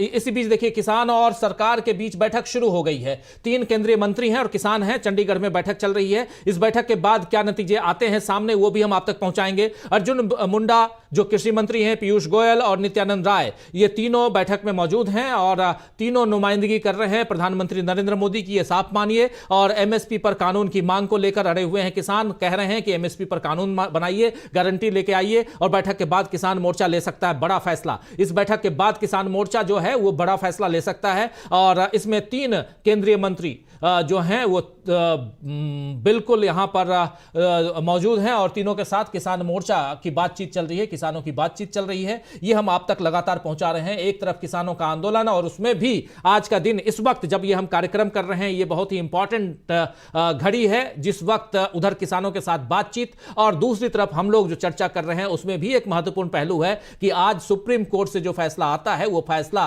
क्या रंग लाता है। ये फैसला क्या मोदी सरकार को बैकफुट पर लेके जाएगा? क्या ये फैसला जो है ये बीजेपी के लिए आने वाले समय में मुसीबतें खड़ा करने वाला फैसला है? क्या ये फैसला तीसरी बार जो फिर से प्रधानमंत्री की कुर्सी पाना चाहते हैं प्रधानमंत्री नरेंद्र मोदी, वो उधर लेके वहां से थोड़ा सा बैकफुट की तरफ प्रधानमंत्री को लाता हुआ दिखाई दे रहा है? तो बहुत सारी चीजें दिल्ली की ओर धीरे धीरे बढ़ रहे हैं किसान। ये सब ब्रेकिंग आप देख रहे हैं। किसान और सरकार के बीच बैठक शुरू हो गई है, लेकिन उधर शंभू बॉर्डर पर तनाव की स्थिति है, बॉर्डरों पर तनाव की स्थिति है। लेकिन यहां चंडीगढ़ में, हम तो दिल्ली बैठे हैं, लेकिन चंडीगढ़ में किसान और सरकार के बीच बैठक चल रही है। अब सीधा जरा आना चाहता हूं हमारे साथी प्रशांत टंडन जी के पास। प्रशांत जी से समझें। प्रशांत जी, 2 बातें, 3 चीजें यहां पैरेलल चल रही हैं। एक तो फैसला हो गया, ये यहां है, यहां से आगे एक डायरेक्टिव है, आदेश है कि एसबीआई को और उसके अलावा इलेक्शन कमीशन ऑफ इंडिया को कि 3 हफ्ते में एसबीआई पूरा का पूरा ब्यौरा दे और इलेक्शन कमीशन 1 हफ्ते में जैसे ही ब्यौरा मिलता है अपनी साइट पर उसको सार्वजनिक करे। एक यहां पर कहानी, शायद यहां से कहानी शुरुआत होती है, खत्म नहीं होती, इस कहानी की शुरुआत होती है चुनावी चंदे की। दूसरी कहानी चल रही है पैरेलली, राहुल गांधी लगातार और खुल करके अब कह दिया है कांग्रेस ने कि हम कल की हड़ताल में शामिल हैं। कल की हड़ताल को कांग्रेस पार्टी ने समर्थन दे दिया है। यह दूसरी बात। तीसरी बात, किसान सड़क पे हैं। तीनों को मिलाइए। उसके बाद वर्तमान स्थिति पे जरा समीक्षा चाहता हूं आपकी तरफ से। पुलवामा के 5 साल बाद समय का पहिया जिस तरह घूमा, तो लग रहा है कि समय का पहिया मोदी साहब के लिए उल्टा घूम रहा है। अब आप देखिए कि जो इलेक्टोरल बॉन्ड है, अगर आज ये फैसला नहीं आया होता राजीव जी, तो 1 सप्ताह के अंदर नए इलेक्टोरल बॉन्ड इशू होते और उसका 90% जो है बीजेपी के पास जाता। वो रुक गया। जो गुल्लक में पैसा आना था वो रुक गया। ये झटका है। ये झटका वैसा ही है जैसा विपक्षी पार्टियों के ऊपर नोटबंदी लाकर उत्तर प्रदेश के चुनाव के पहले किया गया था कि विपक्षी पार्टियों के पास पैसा न रहे। वही काम ऐसा हुआ है। सुप्रीम कोर्ट ने इनको, मतलब जिसको कहते हैं कि नाभि पर वार करना, तो नाभि पर वार किया है सुप्रीम कोर्ट ने। अब मैं जरा 2-3 पॉइंट में राजीव जी बताता हूं कि दर्शकों को भी मालूम पड़े कि ये कितना बड़ा घोटाला है। देखिए, अब तक 30 राउंड जो है वो इलेक्टोरल बॉन्ड इशू हुए हैं, 30 राउंड। अब इसमें 16,000 करोड़ से ऊपर का जो है वो 16,518 करोड़ 10 लाख और 99,000 के बॉन्ड इशू हुए हैं, 16,000 करोड़ से भी ऊपर के। और अभी प्रकाश हिंदुस्तानी जी कह रहे थे कि 1 लाख और 2 लाख के बॉन्ड हैं। 95% बॉन्ड 1 करोड़ के ऊपर के बॉन्ड खरीदे गए हैं, यानी ये उद्योगपतियों का पैसा है सब। स्कैम दूसरा, जिस तरीके से ये इलेक्टोरल बॉन्ड लाया गया वो भी अपने आप में स्कैम है। बजट में रखा गया, अरुण जेटली उस वक्त वित्त मंत्री थे राजीव जी, आपको याद होगा, और वो बजट में आने के 4 दिन पहले रिजर्व बैंक ऑफ इंडिया को चिट्ठी लिखी जाती है। रिजर्व बैंक ऑफ इंडिया बहुत ऑब्जेक्शन रेज करता है और रिजर्व बैंक ऑफ इंडिया की नहीं सुनी जाती है। आरबीआई एक्ट को बदल दिया जाता है। और रिजर्व बैंक ऑफ इंडिया के क्या सुझाव थे, बाद में जब ये बिल पास हो गया तो अरुण जेटली ने, वित्त मंत्री उस वक्त के, चुनाव आयोग और रिजर्व बैंक ऑफ इंडिया की बैठक बुलाई कि बॉन्ड को इंप्लीमेंट करना है। राजीव जी, उस बैठक में रिजर्व बैंक ऑफ इंडिया नहीं आया। रिजर्व बैंक ऑफ इंडिया ने बायकॉट किया और रिजर्व बैंक ऑफ इंडिया के गवर्नर बाद में मिले अरुण जेटली से, और आपको याद होगा ये 2018 की बात है। उसी साल उर्जित पटेल ने अपना कार्यकाल बिना पूरा किए इस्तीफा भी दे दिया था। रिजर्व बैंक ऑफ इंडिया क्या चाहता था? रिजर्व बैंक ऑफ इंडिया ये चाहता था कि बॉन्ड साल में सिर्फ 2 बार इशू हो, उसकी अपर लिमिट हो, बॉन्ड खरीदने वालों का भी केवाईसी हो, यानी उनका नाम, पता, पैन नंबर हो, प्रूफ ऑफ रेजिडेंस हो कि किसने बॉन्ड लिए हैं। अब जो बॉन्ड इशू हो रहे हैं राजीव जी, वो पूरा का पूरा घोटाला इसलिए है कि उसमें एक और चीज की गई, जो अभी बहुत सी बातें, अभी जजमेंट मैंने पूरा पढ़ा नहीं है, लेकिन मैं जो जानता हूं, फाइनेंस बिल में इस बात की भी, इलेक्टोरल बॉन्ड के जब नियम बनाए गए, इस बात की भी उसमें वो की गई, जो बात कही जा रही बार बार कि किसने पैसा दिया, नहीं पता लगेगा राजीव जी।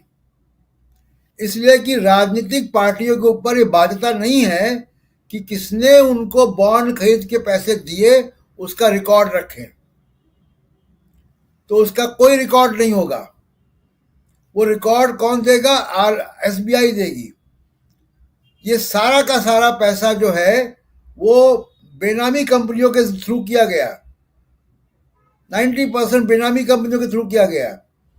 अब इसमें जब आपने सब छिपा दिया तो बेनामी कंपनी किसकी है, वो चीन की है कि इजराइल की है कि अमेरिका की है, ये पता नहीं है। भारत में राजनीतिक पार्टियों को रिप्रेजेंटेशन पीपल्स एक्ट में विदेशी चंदा नहीं मिल सकता, लेकिन इलेक्टोरल बॉन्ड में छूट मिल गई। इसमें कितनी विदेशी कंपनियां हैं, कौन से संगठन है, कौन से आतंकवादी संगठन है, क्या है, कोई केवाईसी नहीं है। तो ये बॉन्ड जिस तरह लागू किए गए वो घोटाला है, और बॉन्ड तो अपने आप में घोटाला है ही। और ये सुप्रीम कोर्ट ने जो है, अभी आप याद कीजिए कि 2019 में इन्हीं दिनों इलेक्शन के पहले बॉन्ड इशू हो गए थे। अभी आपको याद होगा कि असेंबली इलेक्शन आए थे, असेंबली इलेक्शन के पहले बॉन्ड इशू हो गए थे। अब एक जो सबसे बड़ा फंड है प्रूडेंट इलेक्टोरल फंड ट्रस्ट है कुछ उद्योगपतियों का, 75% 85% पैसा बीजेपी को भेजता है? वो क्यों भेजता है? कुछ उसको फायदा हो तो मिलता होगा ना, तब तो भेजता है। तो ये मालूम पड़ना चाहिए कि ये बॉन्ड किसने खरीदे, किनकी बेनामी कंपनियां हैं, उनको क्या ठेके मिले, क्या ये देश का सबसे बड़ा घूस देने का प्रोजेक्ट है जिसको लीगल कर दिया गया। ये मोदी सरकार ने किया कि कानूनी ढंग से आप सरकार को घूस दे सकते हैं और पता भी नहीं चलेगा कि आप कौन हैं। इतना अनैतिक किसी लोकतंत्र में आपको ये सुनाई नहीं देगा। अब जहां तक किसानों की बात है राजीव जी, किसानों का सरकार राउंड पे राउंड बात कर रही है। अरे भाई, आपको 2 चीज के प्रमुख फैसले करने। कल सुबह किसान चले जाएंगे वापस, उनकी रबी की फसल की कटाई शुरू होनी है अगले 10 दिन में, 15 दिन में। गेहूं की, चने की, सरसों की कटाई शुरू होनी है। अब आप देखिए, आपको क्या करना है, स्वामीनाथन फॉर्मूले के हिसाब से आपको एमएसपी का फॉर्मूला तय करना है, C2 + 50%, और आपको एमएसपी की गारंटी का कानून लाना है। कानून नहीं ला सकते तो ऑर्डिनेंस लाना है। इसके लिए कितनी राउंड बातचीत चाहिए आपको? उसके लिए बातचीत नहीं चाहिए, कैबिनेट मीटिंग करनी है, और कैबिनेट मीटिंग करके पास करके किसानों के पास आप जाइए कि हमने कर दिया है, अब आप बताइए क्या करें। आप कुछ कह रहे हैं राजीव जी? मैं कह रहा हूं कि अभी अभी ये जो बातचीत है वो उसकी शुरुआत हो चुकी है उधर चंडीगढ़ में, और देखते हैं कितने राउंड की, अगर जैसा आप बता रहे हैं। और इस बीच बीकेयू चरहुनी गुट जो है उसने जो फैसला लिया है वो भी आप लोगों तक रखना चाहता हूं, क्योंकि आज उन लोगों की मीटिंग हुई, भारतीय किसान यूनियन चरहुनी गुट जो है उसकी बैठक हुई, और उसमें फैसला ये लिया गया कि कल 16 फरवरी को हरियाणा में 3 टोल जो है वो फ्री कराया जाएगा। और इसके अलावा चरहुनी के जो यूपी, पंजाब और राजस्थान में संगठन है वो भी ऐसा ही करेंगे, और बाकी संगठन भी सहयोग देंगे। और 17 तारीख को तहसील स्तर पर पूरे हरियाणा में ट्रैक्टर यात्रा निकाली जाएगी। हरियाणा यहाँ इंपॉर्टेंट इसलिए है क्योंकि हरियाणा सरकार लगातार किसानों के दमन की ओर बढ़ती हुई दिखाई दे रही है, और सबसे ज़्यादा रोकने की कोशिश जो हुई है वो यहीं से हुई है सरकार। और इस बीच ब्रेकिंग देख लीजिए, सरकार और किसान के बीच बैठक जारी है, और उसके अलावा हरियाणा के 7 जिलों में इंटरनेट बैन बढ़ाया गया है। इंटरनेट बैन जो है 7 जिलों में बढ़ा दिया गया है, और 17 फरवरी शंभू बॉर्डर पर अभी भी तनाव का माहौल है, ये सब आप देख रहे हैं। और साथ साथ जो किसान और दिल्ली की ओर धीरे धीरे किसान बढ़ रहे हैं। ये तमाम ब्रेकिंग आप तक हम पहुंचा रहे हैं और चर्चा कर रहे हैं न्यूज पॉइंट में। एक तरफ इलेक्टोरल बॉन्ड की, तो दूसरी तरफ किसानों की जो सरकार है, और बैठक का जो अपडेट है दोस्तों वो हम लगातार आप तक पहुंचाते रहेंगे। इसी दौरान बैठक जो जारी है उस बैठक के एक एक अपडेट्स हम आप तक पहुंचाते रहेंगे। चंडीगढ़ में क्या कुछ चल रहा है, उस बैठक में पंजाब के वित्त मंत्री भी मौजूद हैं। उस बैठक में जो होटल ताज में बैठक हो रही है, चंडीगढ़ होटल ताज में किसानों और 3 केंद्रीय मंत्रियों के बीच जो बैठक है उसमें पंजाब के गृह मंत्री भी हैं, और कौन कौन लोग इस बैठक में मौजूद हैं ये भी हम आप तक पहुंचाएंगे। तो ये पल पल की रिपोर्ट किसानों के इस और सरकार और किसान के बीच इस अपडेट की पल पल की रिपोर्ट हम आप तक पहुंचा रहे हैं। और उधर शंभू बॉर्डर से अगर कुछ और नए विजुअल्स हों तो वो भी लेके आइए, जरा दर्शकों तक हम पहुंचाएं कि आज क्या कुछ रहा शंभू बॉर्डर पे और दूसरे बॉर्डरों पर जो सूरत हाल है। आज लेटेस्ट विजुअल्स कुछ हमारे पास आ चुके हैं, वो भी हम आप तक पहुंचाएंगे। तो क्या कुछ चल रहा है बॉर्डर्स पे, क्या कुछ कर रहे हैं किसान, कैसे खुद को बचाने की कोशिश कर रहे हैं तनाव के इस माहौल में, और कैसे सड़कों को गड्ढों में तब्दील कर दिया गया है या छावनी में तब्दील कर दिया गया है, ये सब पिक्चर्स हम आप तक लगातार पहुंचाते रहे हैं, अभी भी पहुंचाएंगे, लेकिन उसके साथ साथ चर्चा जारी है। प्रशांत जी जल्दी से अपनी बात पूरी कीजिए, फिर आता हूं डॉक्टर दीपक पासपोर्ट जी के पास। जी प्रशांत जी। जी देखिए राजीव जी, जो जानकारों से बात हुई है तो किसान नेता सरकार पे विश्वास नहीं कर रहे हैं। राउंड पे राउंड बात आप जितनी भी करते रहे उलझाने के काम कर रहे हैं। सीधे सीधे 2 चीजें आपको फैसला करना है, सरकार का फैसला करके आप किसानों के पास जाए, वो विश्वास नहीं कर रहे हैं। ये जो पिछला किसान आंदोलन था बिल्कुल उस तरफ जा रहा है मामला, और किसान अब ट्रैक्टर ट्रॉलियों में 6 महीने का राशन लेकर आ रहे हैं, और अब यहां वो डेरा लगाएंगे। और इस किसान आंदोलन का असर केवल दिल्ली के आसपास के बॉर्डरों पे नहीं है, पूरे देश में है। पूरे देश में किसानों की जो, चाहे वो महाराष्ट्र हो, चाहे वो कर्नाटक हो, चाहे वो तेलंगाना हो, हर जगह के, इवन मेघालय तक के किसान जो है इसमें साथ है। अभी मैं मेघालय के पूर्व गवर्नर से मिलकर आ रहा हूं।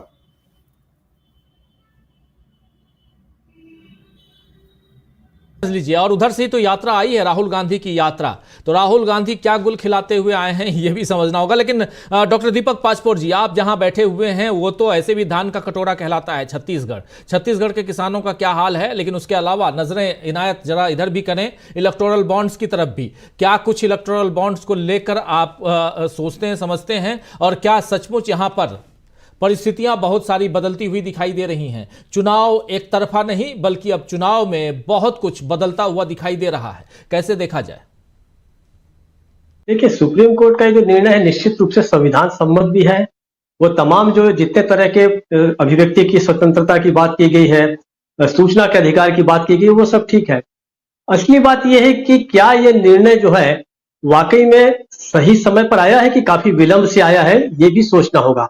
कारण ये है कि दो चीजें हैं। एक तो इसके साथ साथ जो किसानों का आंदोलन चल रहा है, ये दो चीजें ऐसी भी हैं कि जिसके कारण भारतीय जनता पार्टी चुनाव में अब तत्काल जाना चाहेगी, क्योंकि हर रोज उसका जो नुकसान होता जा रहा है, इसमें कोई शक नहीं कि ये जो निर्णय आया है सरकार के खिलाफ है, और एक बहुत बड़ी नैतिक जीत जो है वो लोगों को मिली है, विपक्ष को मिली है। क्योंकि कांग्रेस इसके खिलाफ बात करती रही है, तो कांग्रेस को इसमें निश्चित रूप से नैतिक जीत तो मिली है। लेकिन इसका अब फायदा क्या होगा? इसके पहले कि आप इस पे रोक लगा दें, ठीक है, अब सरकार जो है या भारतीय जनता पार्टी कहे हम कि अब नहीं इकट्ठा कर सकेगी पैसे, लेकिन क्या उसने पर्याप्त पैसे इकट्ठे नहीं कर लिए हैं? क्या बाकी दलों को अपने पीछे बहुत पीछे नहीं छोड़ दिया है फंड रेजिंग के मामले में? उसके पास फिलहाल इतने पैसे हैं। और दूसरी बात, जिस प्रकार का टेरर है इस सरकार का, चुनावी बॉन्ड के बिना भी वो पैसे वसूल कर सकती है। तो देखना यह है कि पिछले कुछ समय पहले जो इन्होंने टारगेट सेट किया था कि 370 भारतीय जनता पार्टी की और पूरे एनडीए को मिला के 400 जो सीटें आएंगी, तो उसके पीछे क्या कारण थे? असली जो तीन ताकत थी भारतीय जनता पार्टी की, पहला है निर्वाचन आयोग, दूसरा है ईवीएम, और तीसरा है उसका मनी पावर। तो मनी पावर तो आज भी उसके पास है, और इसी के बल पे उसने ये सेट किया होगा कि हम 400 450 सीटें अगर हम लड़ते हैं, हम इतना ले आएंगे, हमारे पास पैसा बहुत है। तो अब ठीक है, अब आप आगे अगर इकट्ठे नहीं भी कर पाएंगे, लेकिन केवल बॉन्ड जो है वही एक सोर्स नहीं होता। आप देखिए कि टेरर कितना है कि 4-5 जो सबसे ज्यादा पैसा जो मिला है वो भारतीय जनता पार्टी को मिला है, फिर कांग्रेस को मिला है, फिर तृणमूल कांग्रेस को मिला है। और देखिए जो पैसा फंड रेजर जो था सबसे बड़ा देश का, जिसकी कॉर्पोरेट लॉबी में सबसे अच्छी चहलकदमी है, वो है शरद पवार। उनकी पार्टी को तो इतना कम पैसा मिला है कि अब सारे लोग जो हैं पैसा देना केवल भारतीय जनता पार्टी को ही पसंद करेंगे। दूसरी बात, पिछले 10 सालों में ये देख लिया है कॉर्पोरेट लॉबी ने, उद्योगपतियों ने, व्यवसायियों ने, कारोबारियों ने, कि हमें पैसा किसको देना है। तो देखना यह है कि ये जो निर्णय आया है, ये हो सकता है कि मेरा ये जो एंगल है कुछ लोगों को लगे कि बड़ा निराशावादी है, लेकिन हम ये चाहते थे कि ऐसे वक्त पर यह निर्णय आता कि तत्काल 2024 के आते आते एक तरह से, जिसको हम कहते हैं कि सबकी स्थिति एक जैसी रहती, सबके सामने प्रतिस्पर्धा करने का अच्छा मौका रहता। लेकिन भारतीय जनता पार्टी तो पैसे के मामले में इतनी आगे पहले से है कि अब चाहे वो इकट्ठा करे या ना करे, क्या उसको पैसे की कमी होगी? मुझे नहीं लगता। हाँ, ये बात जरूर है कि नैतिक रूप से पराजित हुई भारतीय जनता पार्टी, उसका वो चेहरा और सामने आ गया है, खासकर ऐसे वक्त में जब दो बहुत बड़े मंच जो हैं भारत में इस समय पैदा हो गए हैं। एक तो है दिल्ली के आसपास जो किसानों का आंदोलन, और उधर जो भारत जोड़ो यात्रा चल रही है, उसमें कोई भी बात सरकार के खिलाफ हो रही है वो बहुत मुखर होकर हो रही है, बड़ी एम्पलीफाइड होकर पहुंच रही है लोगों के पास। ये बात भी पहुंचेगी। लेकिन मेरा अपना मानना है कि ये निर्णय एकदम ऐसे वक्त पे आया है जब भारतीय जनता पार्टी ने अपना सारा काम जो है वो सेट कर लिया है। अच्छी, अब ये आप लोगों के भी डिस्कस करने का है, लोगों को भी देखने का है कि क्या भारतीय जनता पार्टी चुनावी बॉन्ड के बिना चुनाव बिल्कुल नहीं लड़ सकेगी। मुझे लगता है फिर भी लड़ लेगी। राजीव जी। चुनावी बॉन्ड के बिना, हाँ बिल्कुल सही, यही बात तो शुरुआत में डॉक्टर प्रकाश हिंदुस्तानी जी भी कह रहे थे कि भारतीय जनता पार्टी के पास इतना पैसा आज की तारीख में है कि अब यहाँ से इसको दूसरे ढंग से देखा जाए तो इलेक्टोरल बॉन्ड से जो थोड़ा बहुत पैसा अगर दूसरी पार्टियों को मिलता था उनके ऊपर भी तो ये ग्रहण है, यानी उनको भी पैसा नहीं मिलना और भारतीय जनता पार्टी को नहीं मिलने के बाद भी वो आराम से इत्मीनान से आने वाला चुनाव तो लड़ ही सकती है। लेकिन यहाँ मोरल जो है वो कहीं ना कहीं डाउन होता हुआ भारतीय जनता पार्टी का दिखाई देता है। इसलिए आज भाजपा के नेता जिस प्रकार मुखर होकर उनको आकर अपनी बात रखनी चाहिए थी, नहीं रख पाए। शाम को एक बयान आया रविशंकर प्रसाद का, लेकिन उसके अलावा और भी उतने सारे जो तुरंत आ जाते थे, उफन उफन के अपनी बातें करते थे, वो करते हुए नहीं दिखाई दिए। मोरल डाउन है और एक तमाचा है यहाँ भाजपा, और खास क्योंकि ये डिसीजन भाजपा का था। 2017 का ये डिसीजन 2018 में आप लेके आते हैं, 2019 से बिल्कुल धड़ाधड़ आप अपनी झोली भरना शुरू करते हैं। अब आगे क्या कुछ होता है, क्या इस पर भी कोई रिएक्शन भाजपा की तरफ से, और उसमें हो सकता है कि कोई ऑर्डिनेंस लेके आ जाए भाजपा या कुछ और कर ले, ये सब भी देखना होगा। क्या एक तरफ से जो रद्द कर दिया गया है, एक बार अमलेंदु उपाध्याय जी कैसे देखा जाए, एक रद्द किया हुआ मामला फिर से चाहे तो भाजपा कर तो सकती है। हालांकि अब यहां पर थोड़ा सा जो पैसा देने वाले लोग हैं, जो इलेक्टोरल बॉन्ड खरीदकर गुप्त दान करने वाले लोग हैं, वो भी तो सहमेंगे। बात यहां सिर्फ भाजपा की नहीं है, बात उन लोगों की है जो इनकी मदद कर रहे थे। चोट तो उन पे भी है ना अमलेंदु उपाध्याय जी? निश्चित तौर पर राजीव जी, चोट उनके ऊपर भी है कि जो भाजपा की मदद कर रहे थे या भारतीय जनता पार्टी का जो है समर्थन कर रहे थे। बहुत डाउन है नेटवर्क। जरा आना चाहता हूं इसी सवाल के साथ डॉक्टर प्रकाश हिंदुस्तानी जी आपके पास, इस मसले को कैसे देखते हैं आप कि ये जो चोट है, ये चोट व्यापारियों के ऊपर भी है, उद्योगपतियों के ऊपर भी है, या जो भी अपनी प्रिय पार्टी को पैसे देते रहे, चंदा देते रहे, उनके ऊपर भी है। सहमे डरे हुए तो वो लोग भी होंगे कि कल को अगर नाम उजागर हो गया तो क्या होगा। राजीव जी, जो बहुत बड़े उद्योगपति हैं, शीर्ष क्रम के उद्योगपति हैं, वे आमतौर पर बहुत सी पार्टियों को चंदा देते हैं। उन्हें लगता है कि जो पार्टी जीतने वाली उसे ज्यादा चंदा दे दो, और अगर वो न जीत पाए तो दूसरे नंबर की पार्टी को भी दे दो, तीसरे नंबर की पार्टी को भी। चंदा तो सबको देते हैं, ये उनकी आदत है। लेकिन अब होगा ये कि ईडी, सीबीआई और इनकम टैक्स ये जरूर देखेगी कि किस किस उद्योगपति ने विपक्षी पार्टियों को चंदा दिया है। किसने कांग्रेस को चंदा दिया, भले ही कांग्रेस को उसने 10 रुपए दिए हों और बीजेपी को 200 रुपए दिए हों, प्रतिशत की बात कर रहा हूं, लेकिन वो उनको निशाना बना सकते हैं। इसका उपयोग वो किस तरह कर रही है, आप देखिए कि लगातार बीजेपी की सरकारें जो काम कर रही है कि अगर कोई व्यक्ति विपक्ष में है और वो हमारी पार्टी में नहीं आता तो वो भ्रष्ट है, लेकिन अगर वो हमारी पार्टी में आ जाता है तो वो वॉशिंग मशीन में साफ हो चुका है। तो अब ऐसे लोगों को निशाना बनाना बहुत आसान हो जाएगा और वे लोग डरेंगे कि भाई इसका क्या होगा। ये बहुत सैद्धांतिक बात मैं यहां नहीं कर रहा हूं, मैं व्यवहारिक बात कर रहा हूं। सिद्धांत रूप से देखा जाए तो बीजेपी का मोरल डाउन है, लोगों को विपक्ष का मनोबल ऊंचा है, ये सब बातें बहुत अच्छी है। लेकिन जब पैसे का काम होगा तो बीजेपी के पास पैसे की कोई कमी नहीं है और बीजेपी अपने पैसे का उपयोग, एक खास बात जो मुझे बहुत अटपटी लगती है वो ये कि आखिर इतने पैसे का बीजेपी ने क्या किया, उसने कहां खर्च की। क्या उसने अपनी पार्टी चलाने के लिए खर्च किए, क्या पार्टी का कार्यालय बनाने के लिए खर्च किए, क्या विपक्षी नेताओं को खरीदने के लिए खर्च किए, क्या दूसरी पार्टी की सरकार को गिराने के लिए पैसा खर्च किया। ये जो बीजेपी की लोग की तरफ से लोगों को करोड़ों रुपया दिया जाता है, विधायकों को ऐसा कहा जाता है, मध्य प्रदेश में ही कहा गया कमलनाथ द्वारा कि खरीद लिए गए विधायक 35-35 करोड़ में खरीद लिए गए, तो ये पैसा क्या इलेक्टोरल बॉन्ड का है, ये सोचने की बात है। फिर इस पैसे का उपयोग जन आंदोलनों को कुचलने के लिए किया गया। क्या मोदी की आलोचना करने वाले उन लोगों से निपटने के लिए विदेशों में पैसा खर्च किया गया? क्या उस पैसे से कोई सॉफ्टवेयर खरीदे गए इजराइल से? क्या टेलीफोन मोबाइल टेप करने के उपकरण खरीदेगा? कहाँ खरीदेगा? इसका हिसाब भी तो देना चाहिए। इसका हिसाब भी मांगा जाना चाहिए कि आपने जो पैसा लिया है और जो खर्च किया है वो खर्च कहाँ किए। और जो मुद्दा इलेक्टोरल बॉन्ड के साथ है कि सूचना के अधिकार से मुक्त है, ऐसा ही पीएम फंड जो है, पीएम केयर फंड, उसका भी यही हाल है। तो मुझे लगता है कि बीजेपी के पास पैसे की कोई कमी तो है ही नहीं। अभी तो दूसरे पीएम केयर फंड भी उनके पास है ही। और जैसा कि नरेंद्र मोदी जानते हैं कि तमाम राज्यों की बीजेपी की सरकारें एक एटीएम की तरह काम करती है, तो कह चुके हैं, तो उनके पास एटीएम भी ज्यादा है और एटीएम से पैसा निकालने की गुंजाइश भी ज्यादा है। तो पैसे की कमी तो बीजेपी को है नहीं, लेकिन ये बात बिल्कुल सही कि चुनाव पैसे से नहीं जीते जाते। पैसे संसाधन जुटा सकते हैं, लोगों को के वोट नहीं खरीद सकते।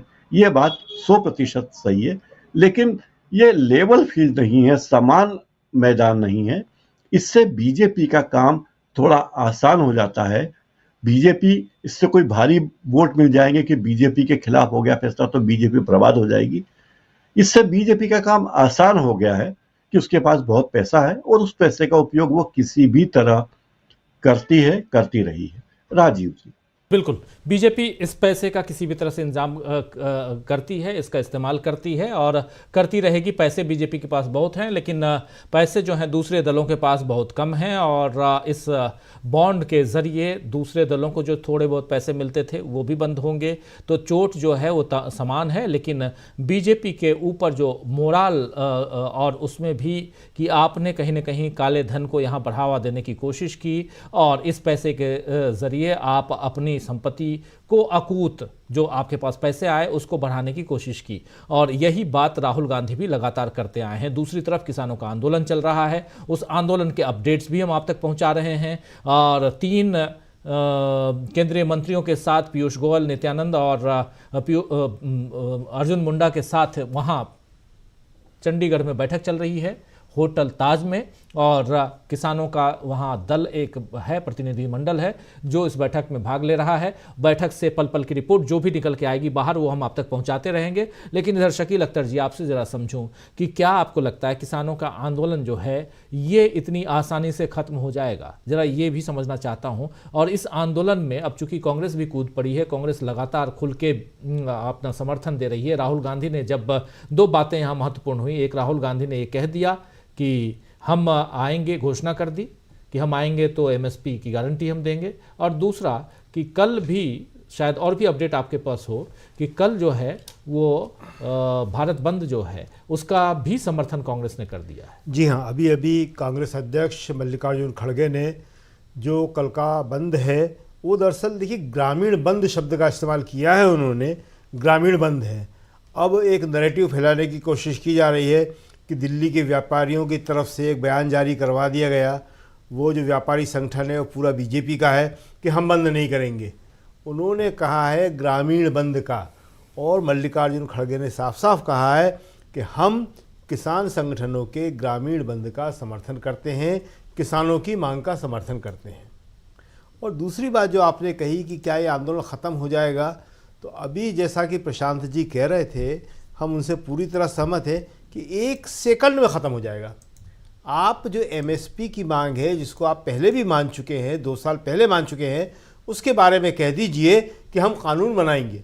और कानून आपको अभी तो नहीं बनाना ना जी। अब तो लोकसभा अस्तित्व में नहीं है, लोकसभा का आखिरी सत्र ख़त्म हो चुका है, तो कानून जो है अगली सरकार जो आएगी वो बनाएगी। राहुल गांधी ने कह दिया है कि अगर मेरी सरकार आई तो मैं बनाऊंगा। तो इसी तरह बीजेपी को बोल देना चाहिए कि जिस तरह राहुल गांधी ने कहा है कि अगर उनकी सरकार आई, इंडिया की सरकार आई तो वो बनाएंगे, और अगर हमारी सरकार आई तो हम बनाएंगे। बिल्कुल, बात ख़त्म हो जाएगी। भाई देखिए, किसान जो है कोई भी ऐसी मांग नहीं कर रहे जो सरकार की पहुंच से बाहर हो। कुछ वो चांद तो मांग नहीं रहे हैं आपसे, सितारे तो मांग नहीं रहे हैं आपसे वो कि जो आप दे नहीं सकते उनसे, या वो कह रहे हैं कि दूध की नदियां बहा दो, या वो कह रहे हैं कि हमें जो है खाद और पानी और बिजली मुफ्त में दे दो। वो तो सिर्फ ये कह रहे हैं कि हमारी एमएसपी की प्रमुख जो मांग है, बाकी और मांगे भी हैं, उसके लिए कानून बना दीजिए कि मिनिमम सपोर्ट प्राइस इतनी होगी, इससे कम में कोई भी चीज़ जो 12-15 चीज़ें हैं वो खरीदी नहीं जा सकेंगी। जी। दूसरी बात, जो आज का सबसे बड़ा मुद्दा है, जो सुप्रीम कोर्ट का फैसला है, देखिए ये जो मोदी जी हैं, ये बीजेपी सरकार है, वो लगातार 10 साल से दो बातें कर रही है। एक, हम ट्रांसपेरेंट हैं, कांग्रेस पारदर्शी नहीं थी, और दूसरे, हम भ्रष्टाचार के खिलाफ हैं, कांग्रेस भ्रष्टाचार की जननी थी। जी। और आज के फैसले ने इन दोनों, इनकी जो अवधारणाएं थी, दोनों जो नैरेटिव थे, उनको चकनाचूर कर दिया। जी। इस इलेक्टोरल बॉन्ड में ट्रांसपेरेंसी नाम की चीज ही नहीं थी, पारदर्शिता नाम की चीज ही नहीं थी, किसी को कुछ मालूम करने वाला नहीं था, एक हाथ को नहीं मालूम कि दूसरा हाथ किसको दे रहा है। जी। भाई सबसे बड़ा सवाल ये है कि जो पैसा देने वाले हैं उनकी जानकारी क्यों नहीं है, और पैसा देने वालों ने किसी ने नहीं कहा कि हमारी जानकारी आप छुपाओ, कभी नहीं छुपाते हो। भाई हम दे रहे हैं पैसा, हमारी पसंद की पार्टी है, हमेशा से देते आए। जब अंग्रेज़ों की सरकार थी उस वक्त गांधी जी को पैसा लोग खुलेआम देते थे कि नहीं देते थे, बिना किसी भय के देते थे। तो जिसकी पसंद की पार्टी बीजेपी है वो उसको देता था, कब? जब कांग्रेस की सरकार थी, हमेशा दिया। और आज बीजेपी की सरकार है तो वो बीएसपी को एक पैसा भी नहीं दे रहा है, कुल टोटल 20,000 रुपये दिए। क्यों? क्योंकि वही राहुल गांधी ने अपने आखिरी ट्वीट में जो आपने कहा है कि वो आपको पैसा देते हैं, आप उनको एयरपोर्ट देते हैं, वो आपको पैसा देते हैं, आप उनको पब्लिक सेक्टर के कारखाने देते हैं, वो आपको पैसा देते हैं, आप उनको जमीन देते हैं, रेल देते हैं। जी, यही कहा ना उन्होंने। और किसान चूंकि आपको पैसा नहीं दे सकते, इसलिए आप किसान को डंडे मारते हैं, आंसू गैस के गोले छोड़ते हैं। सिंपल बात है। तो ये जो है बात बड़ी क्लियर होना चाहिए कि इसमें जो ट्रांसपेरेंसी नहीं थी वो क्यों नहीं थी। और नंबर 2, बहुत इंपॉर्टेंट बात जी, जो मोदी जी ने नोटबंदी के समय कहा था, और ये पूरा नैरेटिव बीजेपी ने गढ़ा था काले धन का कि स्विस बैंकों में इतना पैसा है। ये जो है इलेक्टोरल बॉन्ड के ज़रिए सारा काला धन सफ़ेद हो रहा था। ये शेल कंपनियां हैं जिनके ज़रिए पैसा आ रहा था। ये सही बात है कि कभी मालूम नहीं पड़ेगा कि किन कंपनियों के ज़रिए पैसा आ रहा था। बेनामी कंपनियां, शेल कंपनियां हैं सारी की सारी। लेकिन जिस बीजेपी को मिल रहा था उससे मालूम है कि मुझे फलाने सेठ ने पैसा दिया है और इसके बदले मुझे फलाने सेठ को इतने गुना ज़्यादा मुनाफा कमा के देना है। मुझे ऐसे कानून लाना है जिससे कि किसानों की जो सारी की सारी अनाज है, सारे के सारी जो फसलें हैं, वो सीधे अडानी के गोदाम में जाके पहुंच जाए।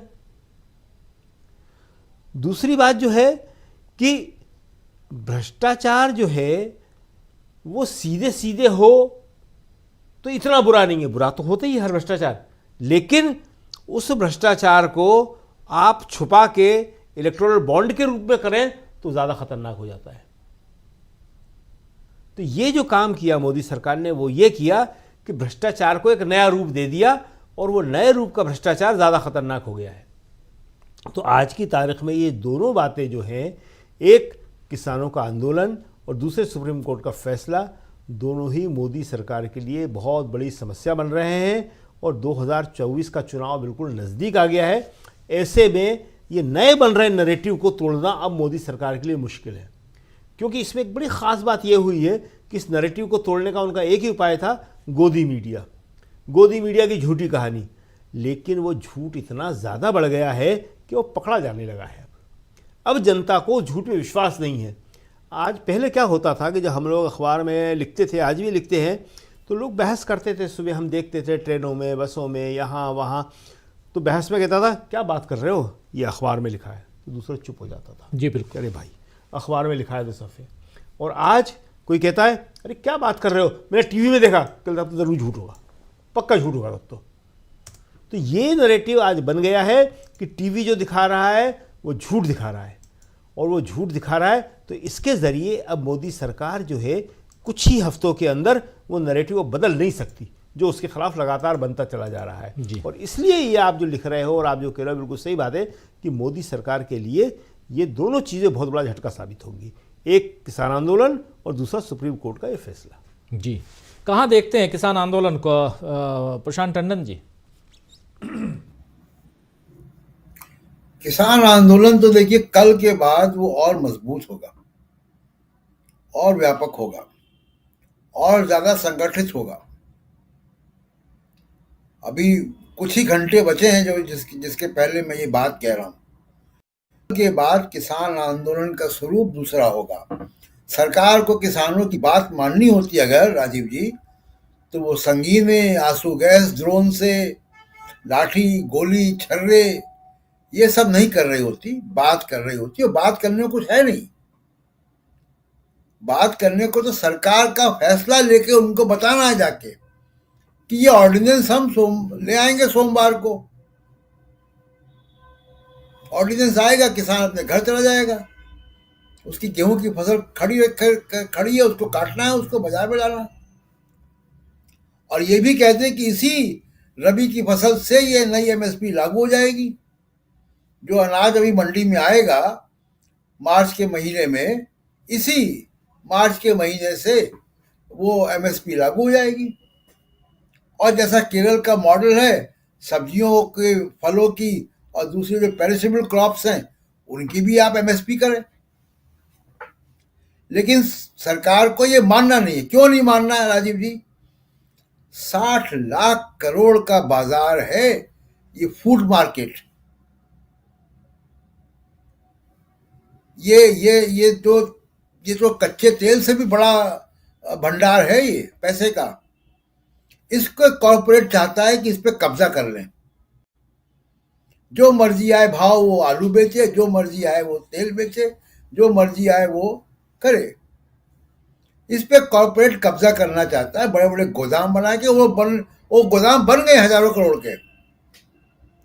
मोदी जी पे विश्वास करके उन लोगों ने हजारों करोड़ रुपए के गोदाम बना दिए हैं। और ऑलरेडी इनके मित्रों ने, वो पैसा फंसा हुआ है। इसलिए सरकार एमएसपी का कानून नहीं लाएगी, क्योंकि एमएसपी का कानून अगर लाएगी तो एमएसपी से कम पैसे पे खरीदने पर प्रोसिक्यूशन होगा, जेल जा सकते हैं, एफआईआर होंगी। ये नहीं चाहते अडानी या दूसरे और उद्योगपति जो जिस पे दांव लगा रहे हैं। पूरी नजर है। और ये राजीव जी इतना बड़ा बाजार है कि ये तो ऑयल रिफाइनरी भी क्या पैसा कमाएगी इसके आगे। अगर इस बाजार पे कोई कब्जा कर ले तो वो तो उसके तो बारे नहीं आ रहे हैं। और फूड की कभी डिमांड कम नहीं होनी, खाना तो खाएगा ही इंसान। तो किसान की मेहनत पर ये उद्योगपति मजे करना चाहते हैं, उनको अपना गुलाम बनाना चाहते हैं। और यही एक पूरा षड्यंत्र जो है वो चल रहा है। इसलिए ये राउंड 4 राउंड, 18 राउंड, 12 राउंड, पिछली बार भी 14-15 राउंड की बात हुई थी, कोई नतीजा नहीं निकला। और इस बार भी मुझको तो नहीं उम्मीद है कि कोई इसमें नतीजा निकलना है। नतीजा निकलना होता तो आप संगीने नहीं बिछाए सड़कों पे। दूसरा जो इलेक्टोरल बॉन्ड की बात राजीव जी, बात उसमें शंकाएं बहुत आ रही हैं। देखिए, पहली बात कि विपक्ष की तरफ से ये डिमांड आनी चाहिए, बात आनी चाहिए कि उनकी सरकार आएगी तो एक कमीशन बनाएंगे। वो कमीशन इस पूरे इलेक्टोरल बॉन्ड के प्रकरण की जांच करेगा। वो कौन कौन सी फाइल है, उसमें किस किस अधिकारी की नोटिंग्स हैं, कुछ चीजें उसमें बाहर आ गई हैं, उसमें किस किस अधिकारी का क्या क्या रोल है, उस वक्त के रेवेन्यू सेक्रेटरी का क्या रोल है जिसने सुप्रीम कोर्ट की सिफारिश को मना कर दिया था। सुप्रीम कोर्ट ने इसका बहुत विरोध किया था। तो सुप्रीम कोर्ट कह रहा हूं, माफ कीजिएगा, रिजर्व बैंक ऑफ इंडिया ने। रिजर्व बैंक ऑफ इंडिया ने कहा था कि बॉन्ड उसके नाम से इश्यू होंगे, स्टेट बैंक से नहीं होंगे। केवाईसी होगा, पैन, आधार सब लगेगा उसका, जो बॉन्ड खरीदेगा। वो रिजर्व बैंक ऑफ इंडिया की बात को ना मानने वाले जो अधिकारी थे उनके खिलाफ भी कार्रवाई होनी चाहिए। ये बॉन्ड को इम्प्लीमेंट करना भी एक घोटाला है बहुत बड़ा। दूसरी बात राजीव जी जो इंपॉर्टेंट है, 2 बातें और कहूंगा। एक, देखिए, लोकसभा इलेक्शन के पहले जो बॉन्ड आना था उस पर रोक लग गई। अब वो बॉन्ड नहीं आ सकता। तो लोकसभा इलेक्शन के पहले जो बीजेपी को पैसे कमाने थे, अगर 100 रुपए आते तो 85 रुपए या 90 रुपए उनको मिलते। 1000 करोड़ आता तो 900 करोड़ रुपए बीजेपी को मिलते। वो पैसा अब नहीं मिलेगा, पहली बात। दूसरी बात, जो प्रकाश जी कह रहे थे कि विपक्ष को जो पैसा दे रहा है वो भी तो सरकार को मालूम है। उनके यहाँ तो ईडी और सीबीआई इनकम टैक्स जा रहा था ना, तो लोग विपक्ष की पार्टियों को पैसा देने में डर रहे थे। अब वो डर निकल गया। अब वो सरकार के स्कैनर के, ईडी और इनकम टैक्स और सीबीआई के स्कैनर में नहीं होंगे अगर वो मदद करना चाहेंगे किसी विपक्षी पार्टी की भी। जो चंदा पहले दिया जा रहा था वैसे दिया जाएगा, एनोनिमस हो या जैसा भी हो। अब इस पे नए सिरे से कानून क्या हो, पॉलिटिकल फंडिंग कैसे की जाए, इस पे भी अब ऑल्टरनेटिव कानून बनाने की बात होनी चाहिए जो हमारे इलेक्टोरल सिस्टम को बेहतर बनाए, लेवल प्ले फील्ड दे, सबको पैसा मिले, पारदर्शिता हो उसमें, और उसमें घूस का लीगलाइजेशन नहीं हो कि आपको एयरपोर्ट चाहिए, आप इलेक्टोरल बॉन्ड खरीद लो, आपको एयरपोर्ट मिल जाएगा। ये सिस्टम उसमें बंद होना चाहिए। तो एक वैकल्पिक कानून की बात होनी चाहिए, क्योंकि इलेक्टोरल फंडिंग का कोई जरिया हमारे देश में है नहीं। राजीव जी। बिल्कुल। तो कुल मिलाकर एक तरफ इलेक्टोरल बॉन्ड पर सुप्रीम कोर्ट का फैसला, दूसरी तरफ किसानों का आंदोलन और तीसरी तरफ राहुल गांधी की भारत जोड़ो न्याय यात्रा, ये तीन चीजें जो हैं वो पैरेलली, और उसमें भी किसानों का आंदोलन और भारत जोड़ो यात्रा ये तो सड़क पे है, और एक फैसला जो रुका हुआ था वो फैसला आज आ गया है, और उस फैसले के बाद बैकफुट पर कैसे मोदी सरकार नजर आ रही है इस पे हम चर्चा कर रहे थे। और यहाँ से जो दूसरे दल हैं जिनको, जो अभी आखिर में जो बात कह रहे थे अभी हमारे साथी प्रशांत टंडन जी, बहुत इंपॉर्टेंट बात की, जो लोग अभी तक मदद करना चाहते थे, चंदा देना चाहते थे दूसरे दलों को, उनकी हिम्मत बढ़ेगी, क्योंकि चंदा देने की प्रक्रिया अब दूसरी होगी। इलेक्टोरल बॉन्ड को तो बिल्कुल ही यहां खारिज कर दिया गया है, उस पर रोक लगा दी गई है सुप्रीम कोर्ट की तरफ से, उसे असंवैधानिक घोषित कर दिया गया है। तो क्या यहां से कांग्रेस पार्टी और दूसरे दलों के लिए आर्थिक मदद करने के लिए लोग, यानी कि जो व्यापारी हैं या जिनके पास पैसे हैं, वो और आगे आएंगे? ये भी देखना होगा। लेकिन एक सबसे बड़ी हार कह सकते हैं वो मोदी सरकार के लिए है आज सुप्रीम कोर्ट के फैसले के बाद, इसलिए क्योंकि यहां मोदी सरकार लगातार इससे जस्टिफाई कर रही थी और कह रही थी कि ये अच्छा है और इसमें कहीं भी इलीगल चीजें नहीं है, लेकिन यहां इसे इलीगल घोषित कर दिया है सुप्रीम कोर्ट ने। तो चुनावी बॉन्ड और उसके इर्द गिर्द किसानों का आंदोलन, सब कुछ मोदी सरकार के लिए, बीजेपी के लिए एक खतरे की घंटी है। और यहीं से यह सवाल उठता है कि क्या मोदी जी अगले चुनाव में अपनी कुर्सी सुरक्षित रख पाएंगे या वो कुर्सी जा रही है? जरा सोचिएगा। बहुत बहुत शुक्रिया अदा करना चाहता हूं प्रशांत टंडन जी आपका, डॉक्टर प्रकाश हिंदुस्तानी जी आपका, डॉक्टर दीपक पाचपोर जी और अमलेंदु उपाध्याय जी, और साथ में हमारे साथी इधर स्टूडियो में जुड़े हुए हैं शकील अख्तर जी, आपका भी बहुत बहुत शुक्रिया। और बहुत शुक्रिया हमारे साथी प्रेम कुमार जी का भी, जो हमारे साथ जुड़े हुए थे। आप तमाम साथी जो हमारे साथ बने हुए हैं इस कार्यक्रम में और लगातार चर्चा में भाग ले रहे हैं, न्यू न्यूज हमारे साथ हैं, स्मॉकी ब्लॉग्स हमारे साथ बने हुए हैं, बहुत सारे साथी बने हुए हैं और लगातार अपनी बात, अपने विचार यहां रख रहे हैं। केबल एंड फॉक्सी भी हमारे साथ बने हुए हैं। किरण जक्कनवार साहब लिख रहे हैं कि नैतिकता यही कहती है कि कानून और संविधान के सम्मान स्वरूप पीएम मोदी को तुरंत इस्तीफा देना चाहिए। न्यू न्यूज का कहना है प्रधानमंत्री जी ने आत्म परीक्षण करना चाहिए। आर्टिकल 19 के तहत सबको आंदोलन करने का अधिकार है, संविधान ने दिया है ये अधिकार, न कि आंदोलन को कुचलने का अधिकार दिया है संविधान ने। नरेश जैन साहब भी हमारे साथ बने हुए हैं जो लिख रहे हैं कि कृषि उत्पादों की मार्केट लगभग 30 लाख करोड़ रुपए के लगभग है, जो कि कस्टमर तक पहुंचते पहुंचते 40 लाख करोड़ रुपए का है, जिसको कैप्चरिंग के लिए पूंजीपति बेचैन हैं। ओम प्रकाश जी भी हैं, राजीव सर शुभ रात्रि बोल लिख रहे हैं, आपको भी शुभ रात्रि।